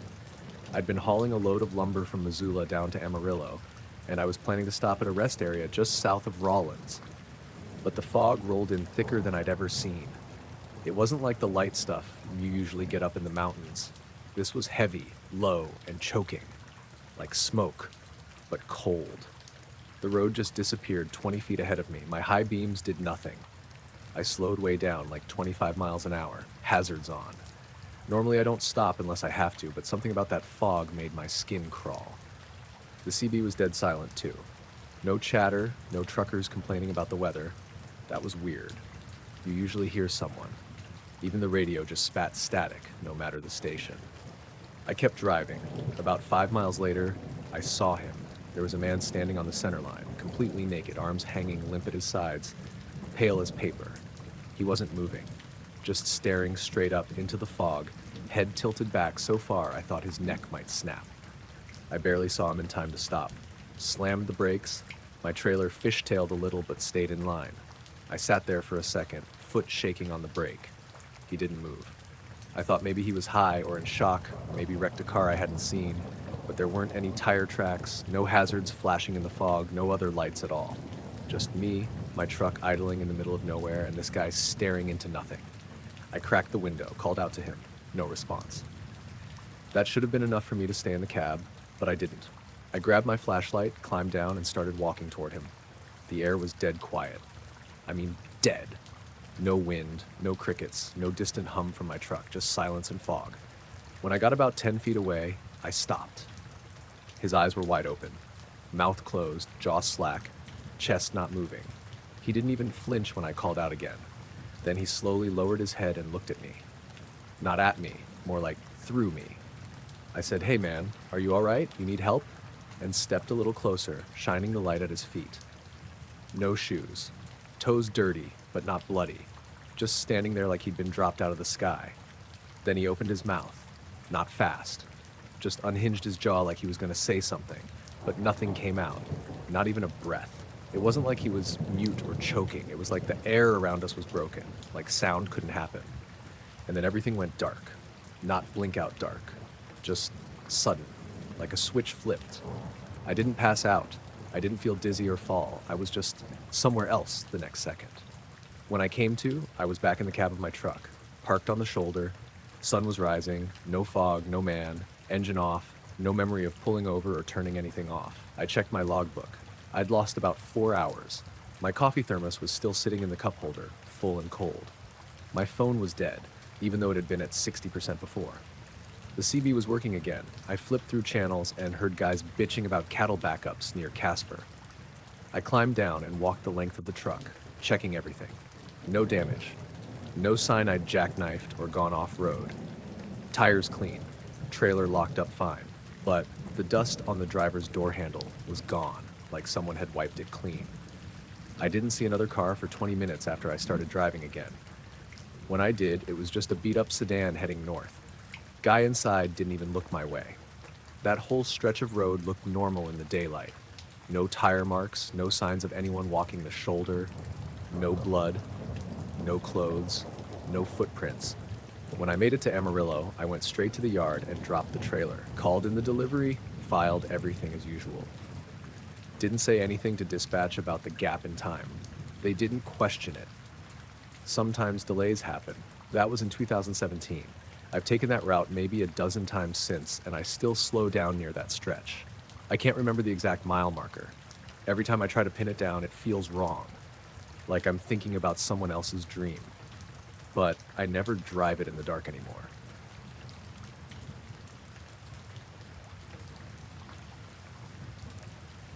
We were camped just west of Lake Crescent in Washington, up one of those unmarked Forest Service roads that looks like it's going nowhere until it suddenly opens into a flat patch just big enough for a tent and a fire ring. My friend, Travis, had found it on an old backpacking forum, said it was rarely used and didn't show up on most trail apps, which sounded good to both of us. We wanted quiet. It was late September. Days were cool, nights cold. We'd packed light, 1 2-person tent, a couple foam pads, the basics. Got there early afternoon, hiked around a bit, then made a small fire and cooked noodles in a titanium pot. We turned in around 10. I remember waking up sometime in the middle of the night. No idea what time. My first thought was that it had started to rain, but it hadn't. The air was dry, cold enough that I could see my breath even inside the tent. What woke me wasn't noise. It was this deep, low vibration, like when a truck idles too close to your house and the windows buzz. Only there were no trucks, no engines, just that subtle thrum deep in the ground. It wasn't loud. I could barely hear it, really, but I could feel it in my chest and under my spine through the pad. Not constant either. It came in slow pulses like a heartbeat. Travis was awake too. I could hear him shift in his sleeping bag and whisper, "You feel that?" I said, "Yeah." We didn't say anything else for a few seconds. Just listened. Then there was this flash. Not lightning, no clouds, no thunder. It wasn't even white. It was this pale, bluish light that seemed to come from every direction at once. Not a beam, not a shape, just a sudden cold pulse that lit the whole tent from outside. We both sat up immediately. Travis unzipped the flap and stuck his head out, and I leaned over his shoulder. Nothing. No lights, no movement, no sound but the wind in the trees. He stepped out barefoot, crouched low like he was expecting to catch someone nearby. I followed him. The clearing looked exactly the same. Fire was out, sky was full of stars, no aircraft, no satellites, no drones. But the weird thing was how still everything felt. No crickets, no wind gusts, not even the usual creaks from trees moving. It was dead quiet, like everything around us was holding its breath. We stood there for maybe a full minute. Then the vibration stopped, just faded out between one breath and the next. We checked around the tent, looked for tire tracks or boot prints, anything that might explain a light like that. There was nothing. The ground was undisturbed. We didn't talk much after that. Just climbed back into our bags and lay there. I didn't sleep again. The next morning was normal. Sun came through the trees like usual. Birds were back. Everything felt totally fine, except one thing. The air inside the tent had this faint metallic smell, like hot coins or blood. Just for a minute. Travis noticed it too. Neither of us said anything about it while we packed up. We hiked out before noon. Didn't really talk about what happened until we were halfway back to the car. Even then, we couldn't agree on what direction the light came from. He swore it lit up the trees behind the tent. I could have sworn it came from above. The ground never showed any marks. I even went back the next week, alone, just to check it in daylight. Still nothing. But something was out there that night, something I couldn't hear or see but could feel, like it was deep under the trees, just passing beneath us.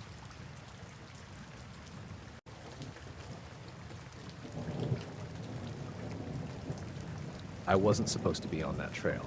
Officially, it's closed, fenced off, with signs warning of military activity. The trail's called Red Rock Ridge, just outside Fort Bliss, near El Paso, Texas. I'd driven out there a few times before just to hike the legal parts nearby, but this time I took a wrong turn and found myself past the gate on the closed section. It was early April, about 7 a.m., cool but already warming fast, dry desert air. The sky was mostly clear with a few high clouds. I'd planned to do a longer hike and figured I could turn around quickly if a patrol showed up. My pack was light: water, snacks, a map, phone, flashlight. No fancy gear, just hiking boots and my usual jacket. The path was narrow and rocky, with sparse scrub and some juniper trees. As I walked, the terrain changed from normal desert to this odd, cracked earth. Dark patches here and there that looked like the ground had been burned. Not like a campfire spot, though. These scorch marks were irregular, big blotches about 2 or 3 feet wide, mostly on the dirt trail itself. The earth there was blackened and cracked, but there were no ashes, no charred wood, no signs of a recent fire. I remember noticing a sharp smell in the air, too. It was weird, like hot metal, kind of like when you smell ozone near power lines after a storm, but there hadn't been any rain or storms for days.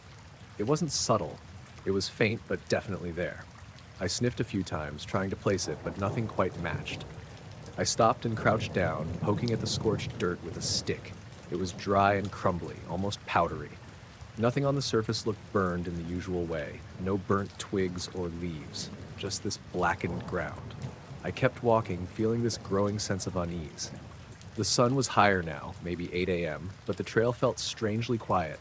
No birds, no insects, nothing moving. I checked my phone, no signal, which wasn't surprising that far out, but the silence felt heavier than just no reception. About a quarter mile in, I saw more of those black patches, this time covering larger areas. Some patches were the size of a car. The trail curved slightly and opened into a small clearing. It was ringed by low rocks, maybe an old campsite or something else, but there was no fire pit, no trash, no footprints besides mine. The smell got stronger here. I remember breathing shallowly, not wanting to get dizzy. My skin felt tingly, like static electricity buzzing lightly on my arms. I looked up at the sky then and saw something that made me freeze. There was this faint shimmer in the air, like heat waves rising off pavement, but different. It was a thin, wavering distortion, maybe 30 feet ahead, hovering just above the ground near one of the blackened patches. It wasn't moving like a heat haze, more like a ripple you see on water, but in the air. The way the light bent through it made everything behind it look warped and wavy. I blinked and looked again, but it didn't go away. I pulled my jacket tighter, suddenly aware that the air felt cooler right around that spot, even though the rest of the clearing was warm. The smell was intense there, a mix of that hot metal and something sharp, almost electric. I thought maybe it was some kind of gas leak or something from military tests. I considered backing away, but something stopped me. I wanted to get closer to see if there was anything on the ground or signs of activity. My curiosity got the better of me. I stepped forward, careful not to step on the scorched patches, trying to keep my footing on the rocky soil. When I got within 10 feet of the shimmering spot, I felt this sudden low vibration under my feet, like the earth was humming very softly. It wasn't loud, but I could feel it clearly. The air crackled lightly, almost like static. My hair stood on end and the skin on my neck prickled. The smell hit me full force, sharper now, like burning wires. I wanted to step back, but I was frozen, like my body was stuck. Then the shimmering thing shifted. It pulsed once, brighter, and the air around it rippled violently like a disturbed pond. I swear I saw a faint shape inside it. It wasn't solid, more like a shadow or a distortion shaped roughly like a tall figure. It didn't move like a person walking, more like a blurry outline shifting, as if it wasn't really there but sort of present. I took a step back, heart pounding, but didn't want to turn and run right away. Suddenly the shimmer vanished. The air went still, the vibration stopped, and the smell dropped off completely. It was just normal desert again, quiet and empty. The scorched patches were still there, but they looked less intense somehow, as if the light had returned and faded some of the darkness. I didn't wait around. I turned and started walking back down the trail, quickening my pace, eyes darting around. A few minutes later, I heard something, a soft thump, like a rock falling. I stopped dead. Nothing ahead, no animals, no wind. Then another thump, closer this time, coming from the bushes to the right of the trail. I pulled out my phone, even though I knew I wouldn't get signal, just to use the flashlight. The beam cut through the scrub and shadows, but I didn't see anything. I called out, "Hello?" My voice sounded weirdly loud in the stillness. No reply, just silence. I kept moving, glancing back now and then, feeling eyes on me, but I never saw anything. By the time I reached the fence at the trailhead, the sun was higher, warming the air more, and the usual desert sounds returned. Birds calling, a lizard scuttling across rocks. I climbed through a gap in the fence and hurried to my truck, locking the doors once inside.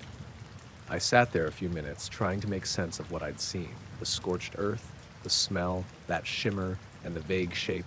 None of it added up. The military base didn't acknowledge any exercises or incidents that morning.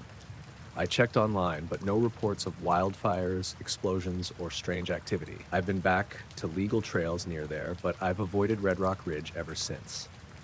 Sometimes I think about that place, the silence, the smell, the way the air looked like it was bending around something invisible. I don't know what I saw, and I'm not sure I want to.